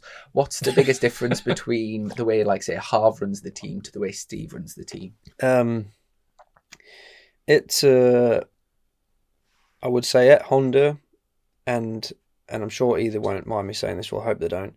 It's a job, as in it's Honda's team, and everyone works for Honda there to go motorbike racing. This is Steve's passion. He's completely and utterly into motorbike racing as much as I am and everyone else. And not saying anyone at Honda's not, because they all love it as well. But they're there to. The feeling is it's their job, and everyone has to do their bit. Well, Steve doesn't have to go motorbike racing if he doesn't want to go. He's got his own. He's got his shop, and he's got a lot of good stuff going on. So, it's a passion for him, and he's. I'm sure if I rang him today and said I absolutely need this for next weekend to make me win, and it's going to cost 20 grand or whatever it is for this part on the bike, he wouldn't say no. He'd just go, well, yeah, we need. If that's what we need, then that's what we need. And he's about performance, and he's about like when I first joined the team, I didn't feel it as much because they were still finding their feet, like sort of I was at that time. But now it's about winning, and one thing that I felt at Honda was, whether it was because the bike was old and everyone knew the bike was old, or whether they'd not won for a little while, I didn't really feel like it was about winning, and I sort of got stuck in that rut a little bit. And the first year at Yamaha, I felt like they wanted to be like that, but they didn't feel that they were quite there yet because the team was still quite young.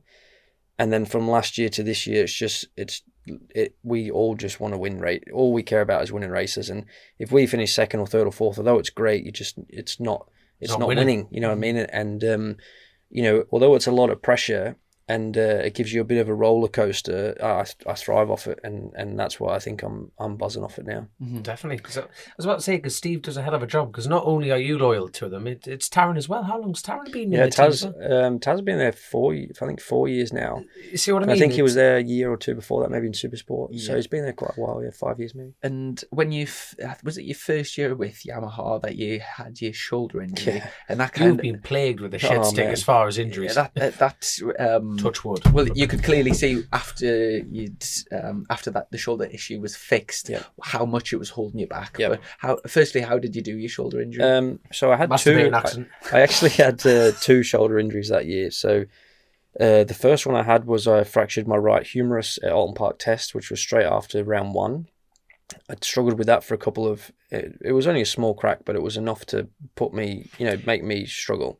And when you watch Marquez go through a snap one, I bet you'll be one of the only people in the world going. Honestly, like how he's done what he's done to get back to this point, amazing. Like my shoulders were nothing like what his is, so I can't imagine. I know how bad mine was to come back from. I can't imagine what his is like. Yeah. So that was my right one to start with, and then my left one was at Snetterton. I had a horrible weekend. I'd crashed about 3 or 4 times. We couldn't get certain things to work. We had an issue with the bike, which was making us have to change other things. I wasn't comfortable on the bike, so I probably wasn't riding it very well. It was just a number of things. It was Agostini's, wasn't it? That was the first one. So that was maybe the first or second one that weekend. I had 2 there that weekend, and then I crashed at the end of the back straight, left, and then when you go right. As I come out the right, I didn't have a very good feeling with the throttle, and I was just trying to get the bike going, and I twisted it, and it just high-sided me straight over. It's full over the front of it, and I came down on my shoulder. And I busted my hand. You can see my hand. There's a big scar on there, and it's still a bit knackered.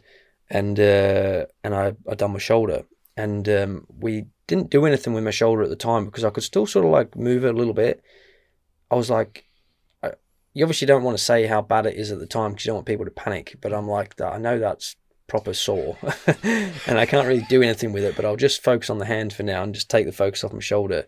And I didn't really do anything with it straight away. I went to, where did I go? I couldn't even hold a coffee cup in it. I was knackered. And I think the next race was Thruxton. So I had 1 week off and went to Thruxton. I had 2 fourths at Thruxton. And if anyone knew how bad I was that weekend, they were like 2 victories, 2 wins for me, because I could not hang on to that motorbike with my left arm. I was doing everything with my right arm. I was just sort of holding onto the bike the best I could, and my right arm was doing everything.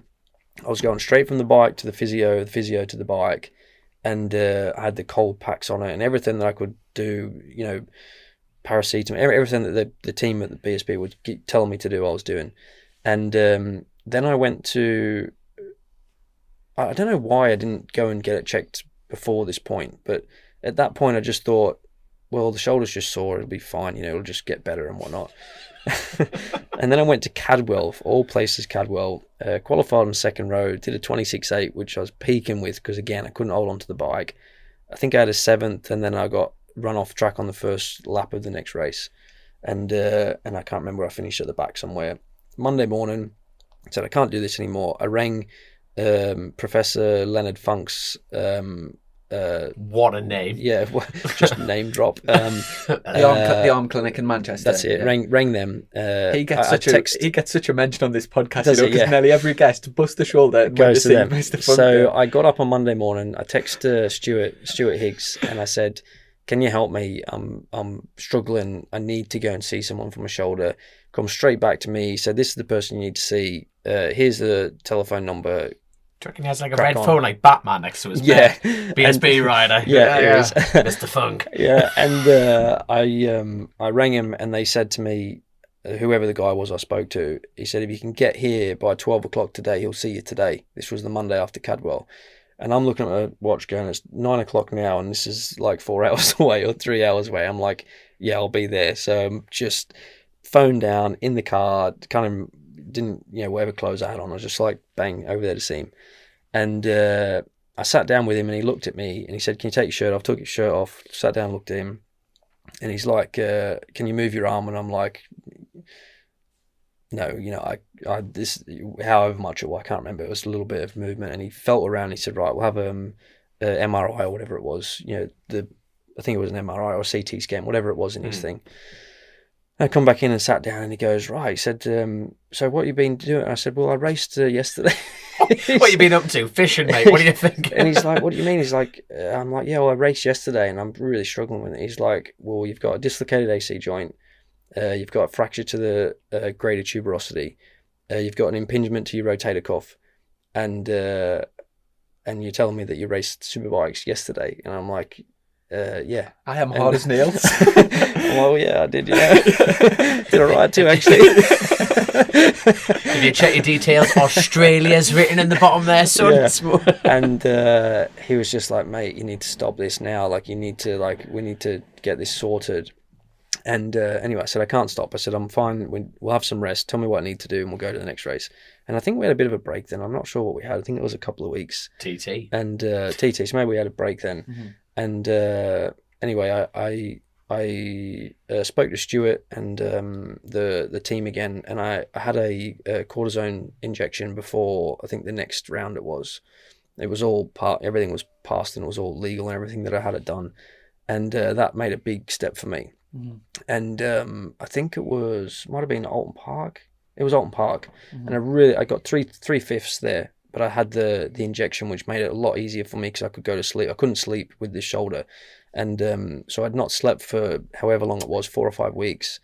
When I say not slept, obviously I'd slept a little bit, but not really. Like I couldn't get comfortable at all in bed, and it was difficult. So I had the cortisone injection, which made a huge step for me. 3/5 at Alton, but I nearly pulled out of the last race there. Actually, I had the 2 first races. The 3rd race, I nearly pulled out of it because I was struggling, and I'm glad I didn't because I had another 5th. And then the following weekend, I had a podium Assen. So that was like a whirlwind for me.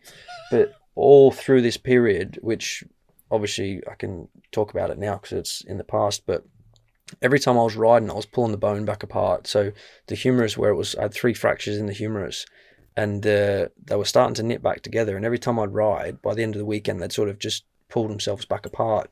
And so every time I'd go and see, I was spending a lot of money, but I was going from whatever race I was at to the Monday or Tuesday, going straight back to see Professor Funk to get him to check the shoulder to make sure it wasn't getting any worse or what we were doing.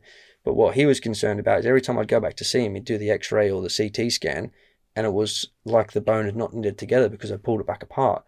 So he was telling me that you've got a non-union fracture in your arm because every time he's seen it, I'd pulled the bone apart, but he'd not seen it before I'd ridden and had started to knit back together.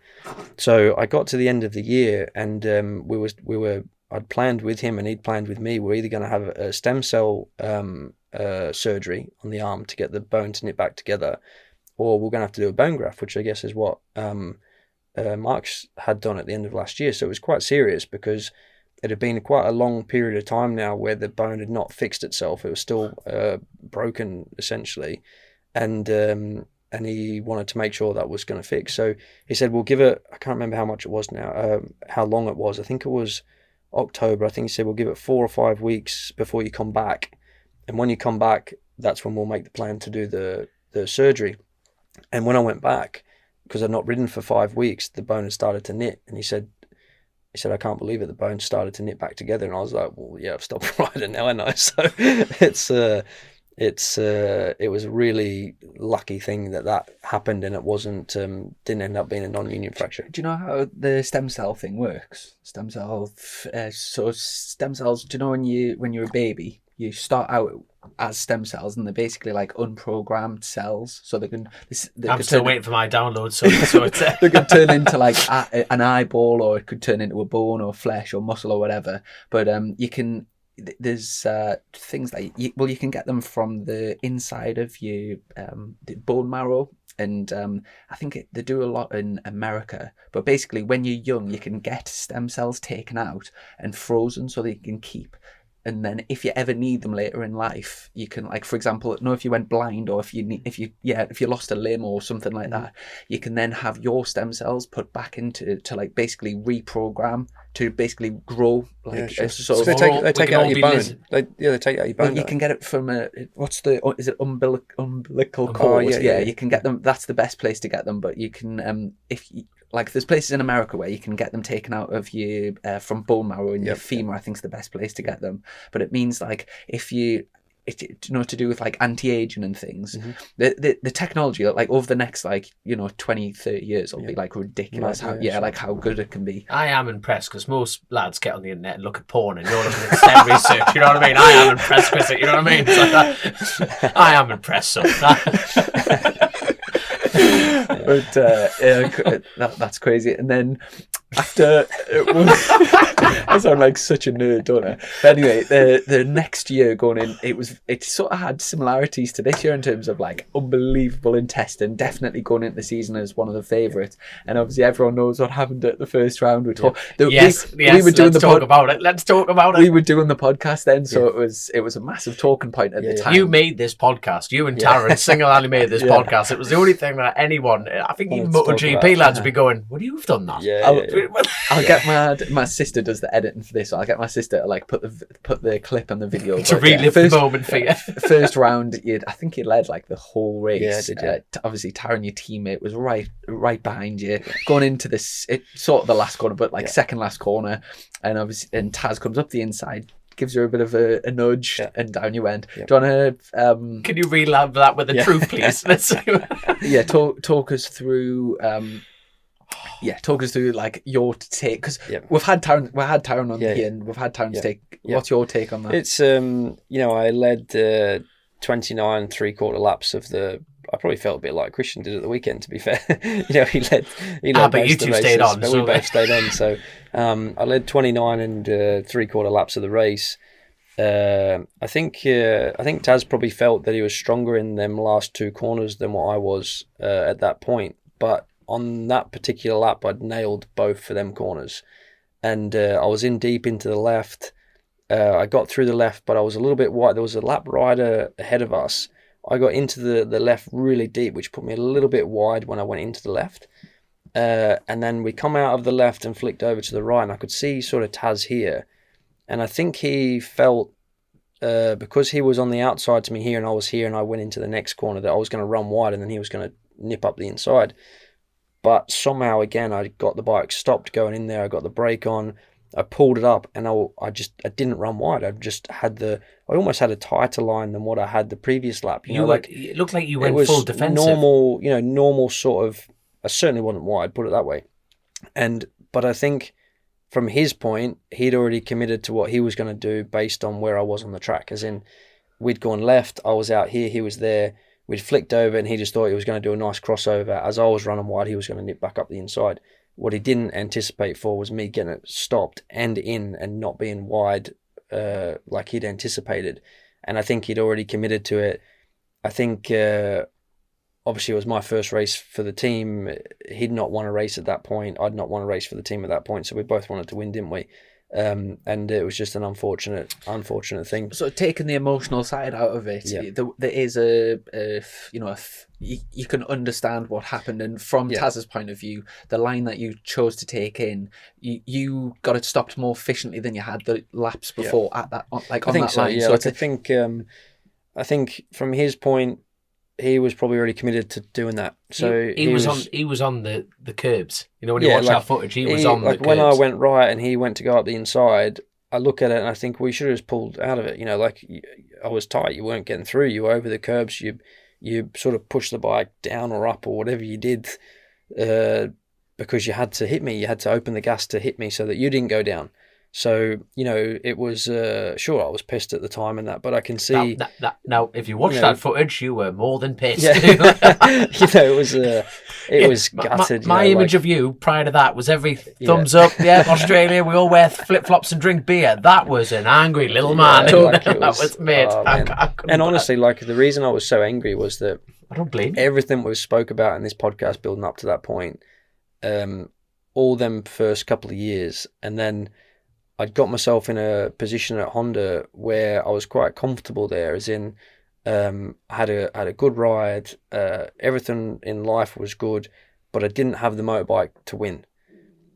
I left 10 years at Honda over the course of a period to move to where I am now to be a winner, not for anything else other than winning, because if it wasn't for that, I would have stayed at Honda and I would have finished my time racing, and I probably would have went on to do something else with them, because I would have been with them for so long, because no one stays that long with one brand.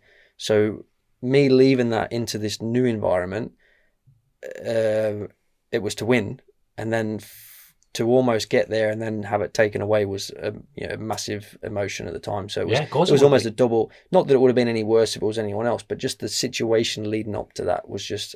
To make it worse, you then had a mechanical in the next one as well. Then I broke down the next one. So it was. I couldn't even rectify it. The snowball effect from that race was huge. I crashed taken out in the first one, broke down in the second one, went to the Alton Park test. Wasn't a good environment, it just wasn't a good environment. It was, we just crashed into each other, hadn't we?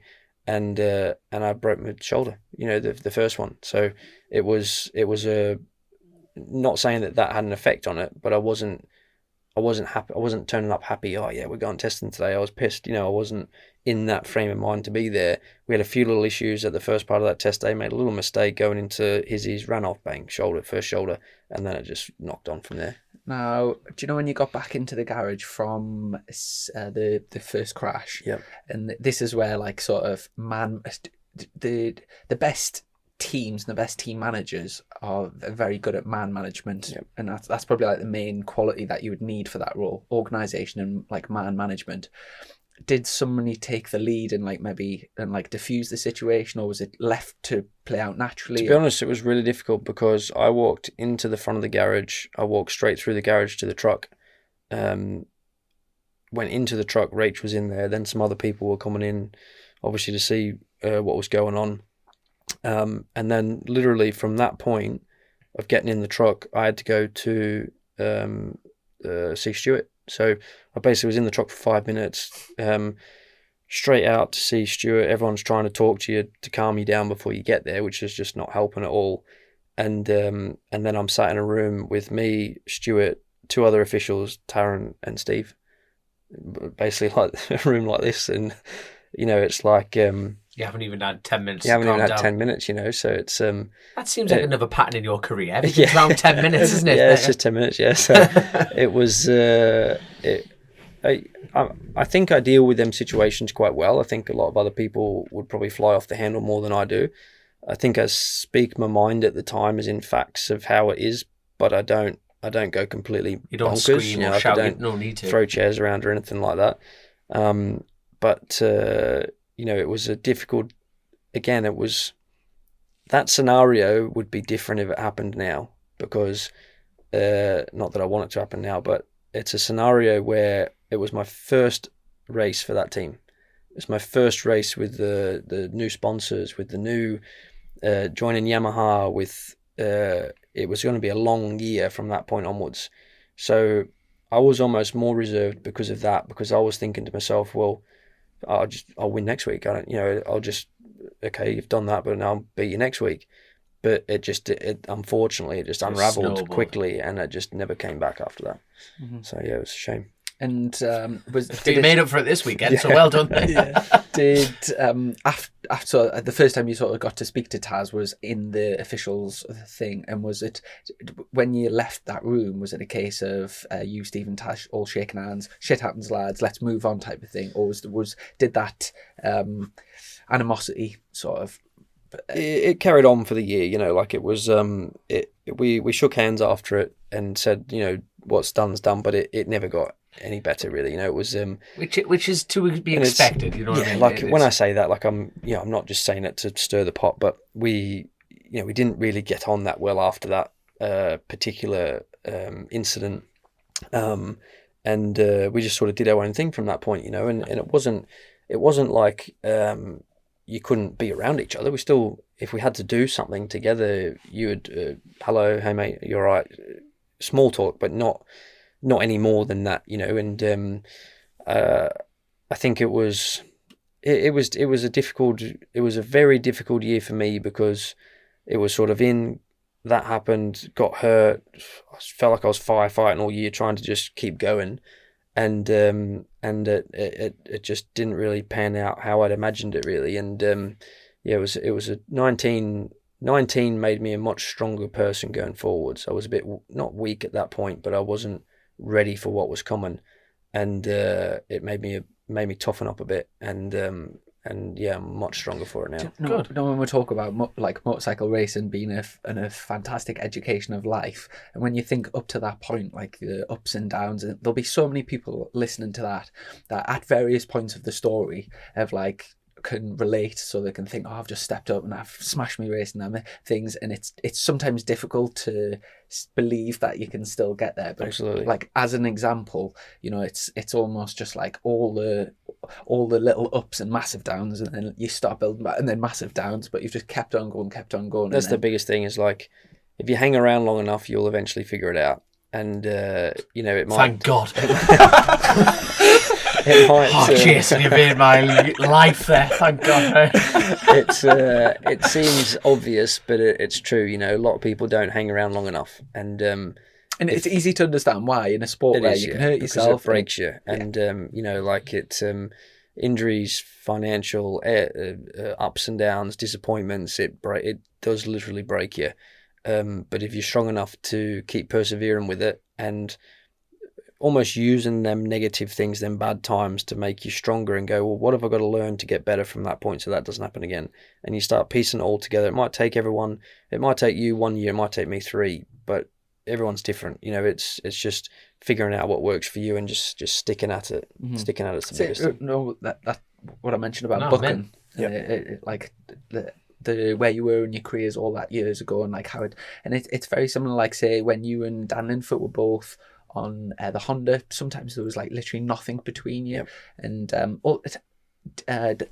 right at the beginning of the podcast, we were talking about expectations and stuff from the weekend, and Dan's really struggling at the moment on they went to the Honda this year, and but it's when he's had the opportunity and the bike's right for him. He's a BSB race winner, and you're a class rider to win a BSB race. But it just shows you how difficult, how things have all got to line up, because it's you've got two people there who have both won races, and it is a crazy sport. It is, and it's it doesn't take a lot to derail it. Like it only takes a small amount of things to send you right down there, or smaller things to send you right up there. So it's a fickle sport that you need everything. You need the bike, the team, the confidence, the result, the luck. Then you just keep that rolling and keep it rolling as long as you can, and it goes that way. But like with Dan at the minute, when I look at him, he's more than capable of being a front runner. Like you say, he's won races. I was teammates with him for a long time. Unfortunately, at the minute, he's just on the other end of that. They had a bad year last year, not quite got on top of the Honda yet, and it's not working. But if they stick at it, and they figure the Honda out, I don't think it'll be long before they get going again. Another thing, quite a lot of talk about arm pump at the moment with like Hickman, and Taylor's just had the operation. Have you ever suffered from arm pump? No, I've actually been. Touch wood, I'll probably get it now. I was about to say, can you just develop it? You can't. I think you can. Like, I think the problem is with arm pump is I think when you start doing a lot of training and stuff, and you use your arms for things, that's what gives you arm pump. As in, you go to the gym, you start to do strength stuff or whatever, and you think, oh, I'm getting fitter, but you're actually using your forearms, which is going to give you arm pump. So it's you need to figure out what works for you and what doesn't give you arm pump. But I was quite not lucky, but when I broke my wrist when I rode the Seaton bike, I lost. That's all the movement I've got in my wrist. So I actually haven't got any. I probably can't twist it enough to get arm pump. Do you know what I mean? So if you see videos of me, I like my arm does a lot of the throttle. So I actually twist the throttle with my fingers, and if I'm on and off the throttle, my arm sort of goes up and down with the throttle. So I actually don't use my forearm as much as what other people probably do. So I think that's probably been a big reason why I don't get it, because, I don't do that, that movement all the time. Yeah, it goes down, but coming back, on a normal wrist comes right back, which is the forearms, Aidan reckons it's to do with, or thinks cycling's negative for arm pump, as in like the people who do a lot of road cycling tend to get arm pump. I'm not sure the like biological reason of why that is the case. But Lee Johnson's recently had arm pump surgery, and he's banging to his pedaling, isn't he? Tom Ward's another one that's but the correlation causation thing. Sure. You can't. That's from taking all the selfies being a peddler. Everyone who pedals bicycles takes photos. Speaking of training wise, you're big into your rowing, aren't you? So I do a bit of rowing, cycling, it's got to get gym home work. Somehow. And I train at the university at Loughborough. So I've known them guys for a little bit of time now. It's been a big positive to my program. It's a good for me as well.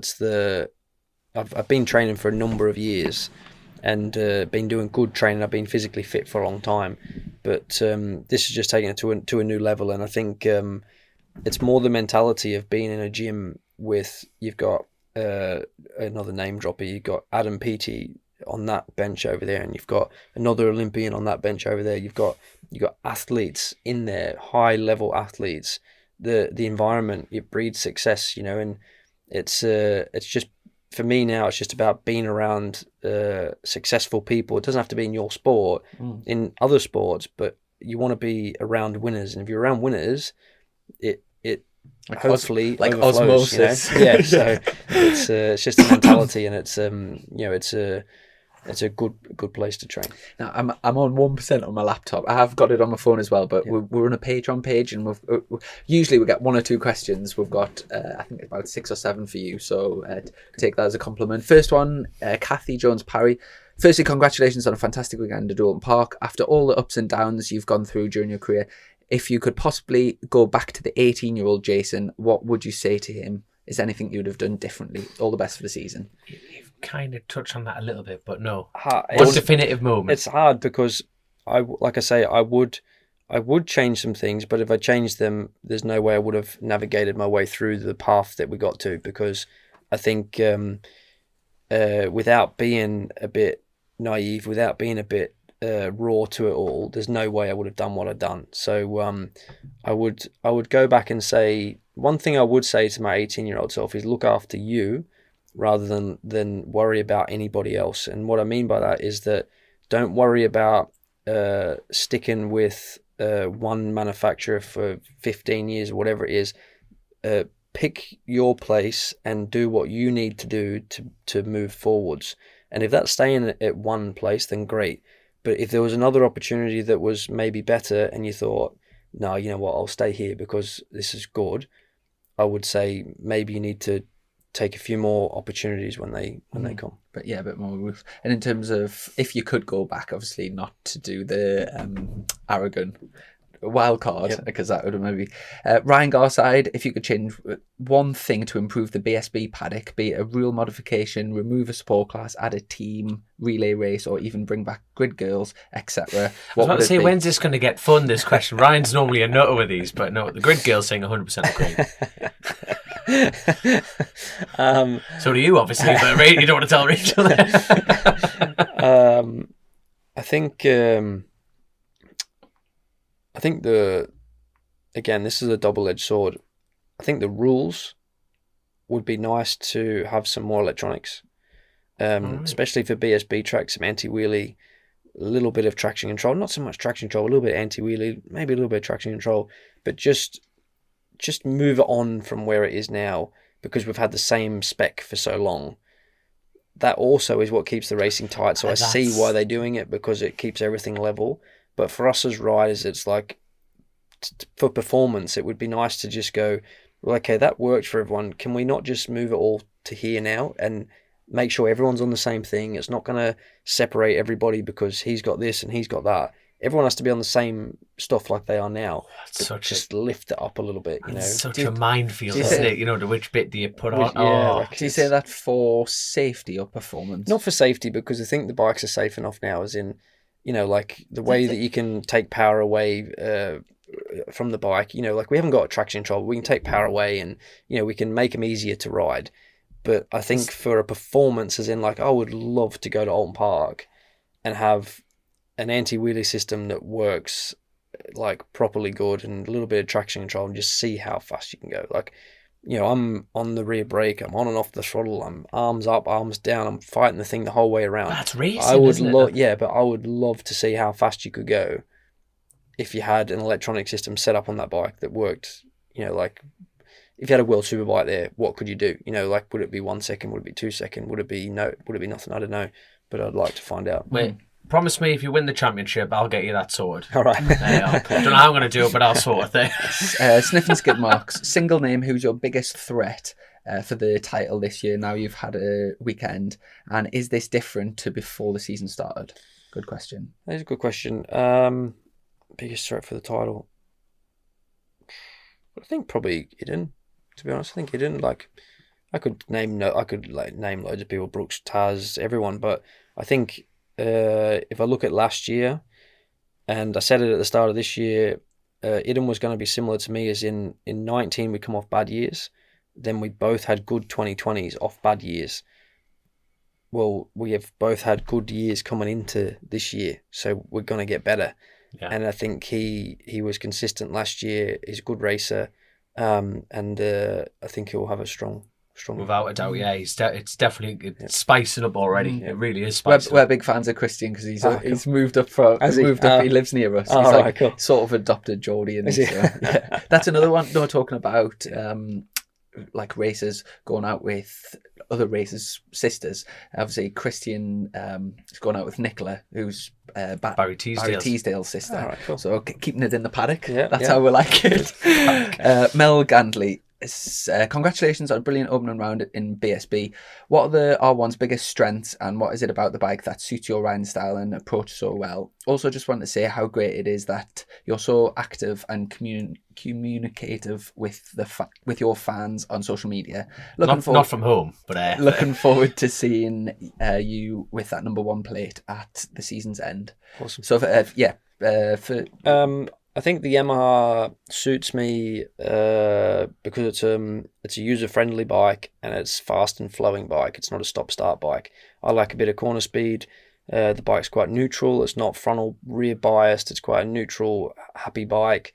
The power delivery on it's beautiful. If you were coming into Superbike, a bit like their MotoGP bike, if you were coming into Superbike now from 600 or stock or whatever, the Yamaha is probably the bike you'd want to ride. It's just nice. It's a beautiful bike. To go really fast on it is difficult, but to go really fast on anything is difficult.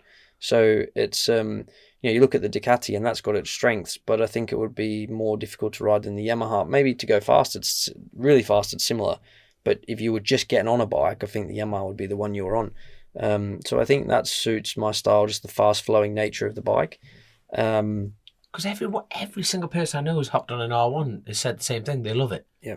But it is odd that no, but that's what I mean. It's just the way that the engine works, the way that the power delivers, the way that the chassis on it's good. It's it's just a neutral, good all-round bike. I want to see. That's the thing, though. Where, like, everyone says the same thing, but I just want to see more of them on the grid. Like you say, just get that one, get them a couple of people on it. I'd love to see Toprak and Rossi switch positions. Yeah, that'd be cool. Yeah, for like maybe Rossi's last year racing. Yeah, that'd be good. I would definitely like to see Toprak and MotoGP. I reckon Ross should come to BSB. That'd be good. That would be good. Obviously, listens to the show. Yeah. And just on that, social media, we've obviously. I've been trying to get better at that. It's something that probably in previous years I've not. I've tried to focus on my racing's not been where I wanted it to be. So coming into this year, obviously with the fans and spectators not being able to be at the track last year, I've tried to just interact with them more because they're not able to be there. So my Facebook page is going really well at the minute. Loads of banter with people on there back and forth, and I'm spending a lot of time on it just trying to engage with them. And I want to show my personality a bit to them, as in I'm a normal person, but not everyone knows, no one knows so it's been really, really good interaction with everybody. I was about to say, to be blunt, it is an important part of the game now, part of business and life and work, isn't it? Social media, absolutely. You have to get it nailed on the head. Do you want to give a shout out to Jason Alwyn on Facebook as a page? Yeah, it's JOH22. I think it's facebook.com JOH22. So just I've got obviously my personal page and my racing page. I don't use my personal page, but the racing page is going really good. I try and do a couple of posts a week on that. And if you drop a comment on there, I normally get back to you. So yeah, we're and doing also a bit. Instagram and Twitter, are you? Yep, Instagram and Twitter are Halloran22.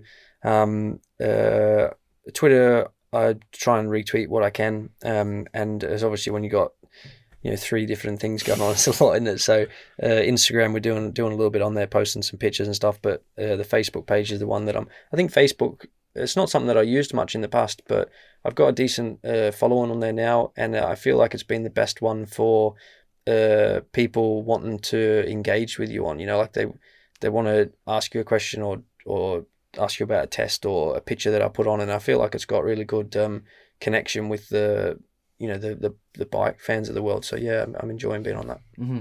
It as a platform, it probably is the best for that. Twitter's very sort of it tends to be quite like sort of angry unless your and name's sort John, of- unless your name's John Hancock, Twitter doesn't want to know you right now. You know, fingering assistants and all sorts. You know, he's a busy boy, and everyone likes Twitter. yeah, Twitter's very sort of like short, short, snappy, but it's Yeah. more people that seem to be like angry and annoyed. Yeah. And like so it and then Instagram obviously it's just pictures based. So in It terms is, yeah. of the comments don't give you the same chat, but I guess stories are pretty good on Instagram. Yeah, like for- Instagram stories are good, and we I post on that quite a bit. But the Facey page is the one that I'm putting the most time into, and just trying to speak to everyone I can. Really. We've got a question from Tony Rolls asking about anything specific that changed with the bike that's made it better from last year, but you kind of covered that with just the engine specs a little bit better, a bit more power, and we just changed the balance of the bike a little bit from last year. Last year I had a bit of a unique setting on the Yamaha compared to everybody else, and this year I've not gone to what the others are on, but I've gone more in that direction, and I've found the benefits of that. So we've just come away a little bit from what we've done last year, learnt from last year, a similar motorbike in ways, but just a little bit refined from what we did. Cool. And final question from Gary Waddington. Who's the biggest influence in your career and why? Who's been the biggest influence? Sorry, Biggest influence, probably this is a bit of a left fielder one, I guess, but probably Rach, because I've had a lot of influences as in my family, different people that have helped me. Andrew Pitt's helped me quite a lot over the years, and my sponsors and families that have been involved with me. But as far as a person that's influenced what I've done, she's been my biggest driving force to do better, and a bit of a like when I say that, as in, like, I know you could pick someone that says, oh, they've helped you do this, or help shape what you're doing, but with what me and Rach have done, like a lot of people won't know this, but back in quite a long time ago now, she'd finished university, she'd got a degree, and then with us getting together, for me wanting to go back to Australia in the off season back then, she'd got a job, she couldn't really leave that and come with me, so we sat down and went, well, how are we going to do this then? And we said, right, well, let's commit to racing and see if we can make that work for a little bit. And if we can, great. If we can't, then she'll go back and do her job. So she left the job. And I'm sure some people looked at that at the time and thought, oh, yeah, you flash buggers, you just haven't got a job. And, you when you say haven't got a job, you're racing, but she's left her job to do what you're doing. But we were two people living off one very small income to try and make that work into something else. And she basically committed everything that she'd done 4 years at uni, and then left that and committed to me to do racing, to do that better.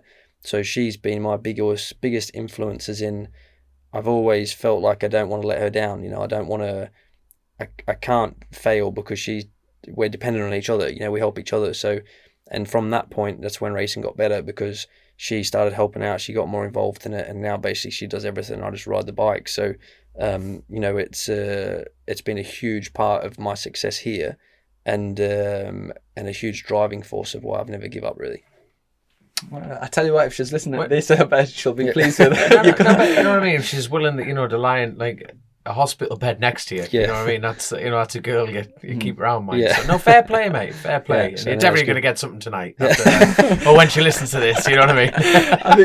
I think it takes, He's a smooth lad, this one. He's a smooth lad. I think it definitely takes a special individual to be with a bike racer, because like you said about It takes a commitment. rare creature. Yeah, like a rare. Period. And I think that's maybe why it is so common that racers end up going out with other racers' girlfriends or sisters, because the kind of, if you, like, for example, Rachel being grown up and understand and racing with her brother and her family, and then to bring somebody in from who doesn't understand racing, it must be like, do you know what I mean? Like, I know what you're saying. Yeah, it's just like, there's a lot of sacrifice with the sport, and you've just, for the last however long we've been sat here, you've explained the sacrifices, and to find someone who can, quite frankly, understand that is very, very rare. Oh, And absolutely. And the thing is, and she knows that you appreciate that. So fair play to the Bob. I feel like I'm marrying you two now. No. I pronounce you man and wife, and obviously the custard cream thing is just, you know what I mean. Put a ring on it for fuck's sake. That's outstanding. Mum and another. Carry on. Talk amongst yourselves. I must just say a quick shout out to one of our joint sponsors. All the women out there who stick with us with them races. To Giles, Watches of Distinction, because we're both. Can I have a watch? I know you mentioned Heath and joint sponsors. All good. We need to sort the knee sliders. So, do you know one thing? Would you like to come up with a suggestion? Giles, what to do? just back on Giles. Giles has been amazing as well. Like, I know he supports a lot of people in the paddock, and he got in touch with me after. He's got a good business down there as well with some nice watches. He got in touch with me in 2014 after my race at Thruxton. I had a super stock race at Thruxton, and it's probably on YouTube, but it's absolutely sideways everywhere. And I can't remember exactly what he said to me, but he sent me a message and he said, if I can ever help you with anything or whatever, just let us know. I can't believe the race, amazing race. And I was just a bit cheeky at the time, and I just sent him a message back and I said, you could have a space on my helmet or whatever. I just got back to him. Anyway, I went down and met him at the end of that year, and he sponsored me ever since then. So, and I think he is a great person, as in, how many people he supports. There's motorbike racing's hard to get sponsors involved in it, but how many people he supports, new people into championships, people that have come over, like I think him or Ellie are sponsoring them. Is it Brandon Pash? So he's come over since new people into the championship. He gives them help to do that. So you can't knock that. He's a fantastic bloke. Yeah, fantastic. For the knee sliders, now we do like YouTube. If you comment on the YouTube channel, on the YouTube video, you get a chance to win things. And I was thinking about like what people could say. And the other day I had to go to the bank to get some money out, and it just dawned on us. Do you know when you took his wheelbarrow? No, do you know when you ask to get money out at the bank, and they always say, and what's it for, or are you buying anything nice? And it just sort of dawned on us, I wonder what the most awkward answer to that is, with like keeping a straight face and just firing back with something really awkward that they can't refuse you the money for. But like what's your most awkward thing? I haven't thought of one, but so I thought to myself, if we do, that could be the question. Yeah, if we open it up on the YouTube, so you've went to the bank, you've asked for like say £1,000, and they've said, what's it for? Like, comment, and whichever one gets the most likes by like the following weekend, we'll get race winning British Superbike race winning knee sliders. Awesome. So we'll do that. Written it on the side as well. Oh, mega. There we are. And another thing, I just need to say a quick mention. I actually passed my motorcycle test today, and I've got a big thank you to Nick down at Mayhem Motorcycle Training in Scarborough, who put us through my test, my M1 and my M2, and really, really grateful to him and Elizabeth for sorting that. So thank you. Tomo, who grabbed me, he used to work for Leon Haslam and Jamie Coward, and he literally physically grabbed me at BSB there at Alton Park and said, I never got a mention. So Tomo, there's your mention. There's another guy I'm scared of. They are a genuine nice guy, but no, I can't think of. Every time we leave this, we think, bollocks, we've missed that, we've done this. Yeah, have you got anyone that either we haven't mentioned that you'd like to give a shout out to, or any, do you sell merchandise or anything like that? Don't do any merchandise or anything. All of my personal sponsors have been fantastic. Like I say, I've got a mix of everything now, as in you've obviously got your kit sponsors and your team sponsors, but I've got a big company called TXM Plant, which has sponsored me for a number of years now, a massive rail company in the UK. I've got the Edwards vodka, which was the AKP potatoes, so Richard's still involved with me there. And then I've got another family, Marcus and Jason Cleve. Their whole family is into it, as in me and Rach go around there for barbecues and beers, and it's a real, they've supported me for a number of years, and they're just generally nice people, and supported us from the time they started all the way till now, supported us all the way through. Never been a problem, never, always just done what they can, and not only financially but also, like me being over here, I've got Rach and her family and whatnot, but just that family environment around you, with support if you need it, they've been fantastic. So, thanks to all of them guys, everyone that sponsored me. I hope I've not missed anybody out. I'm sure I have, but it's brilliant to have that support. Yeah. Yeah, fantastic. Awesome. And thanks so much for taking the time to come on the podcast. Really appreciate it. And obviously, we had Josh on at the first round of last year, and he obviously went on to win the championship, so it might be a good omen for you. I hope so. But yeah, all the very best. We've got Knockhill next week by the time this goes out. There's only 1,000 people allowed at that, isn't it? Yeah, So it's a bit disappointing. Really. It's shite, mate. It's proper shite. I feel for the guys at Knockhill because they do it. They put on a great event. We obviously didn't get to race there last year. It's always well supported. It's a big place there, and it's such a shame that we can't have more people than that there. So hopefully everyone's back soon. Yeah, it feels a bit odd, especially the same week as like say Wembley's packed and Wimbledon's packed. Yeah. The Formula One's 140,000 capacity. The Festival of Goodwood Festival Speed over 100,000 I think is allowed there. So to have 1,000 at Knockhill feels it's a small kick in the balls to us riders, but for the organisers, it's for the sport though, isn't it? It's like when you round us all off, we're all under one umbrella, aren't we? And yeah, we are. The motorcycle sport, and it is it's a full on slap. It's serious, man. And same for World Superbikes as well. Obviously, that's going ahead this weekend. Luke Mossey's got a wild card. For this I hope weekend, Luke does well. Yeah, so hope that'll be good. He does the business, and but massive thank you to our sponsors, Colchester Kawasaki, all of our patrons, and good luck with the YouTube comments. I'm actually looking forward to reading the comments because I think there'll be a few good ones there. Anything else to finish? Can I enter? Do you want to enter now? Have you thought of something? No.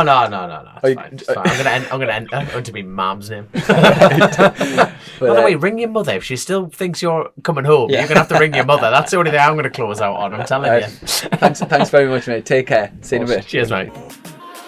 Click, buy, deliver with remote purchasing from the 2-time Motorcycle News Dealer of the Year, Colchester Kawasaki. Proud sponsors of Chasing the Racing.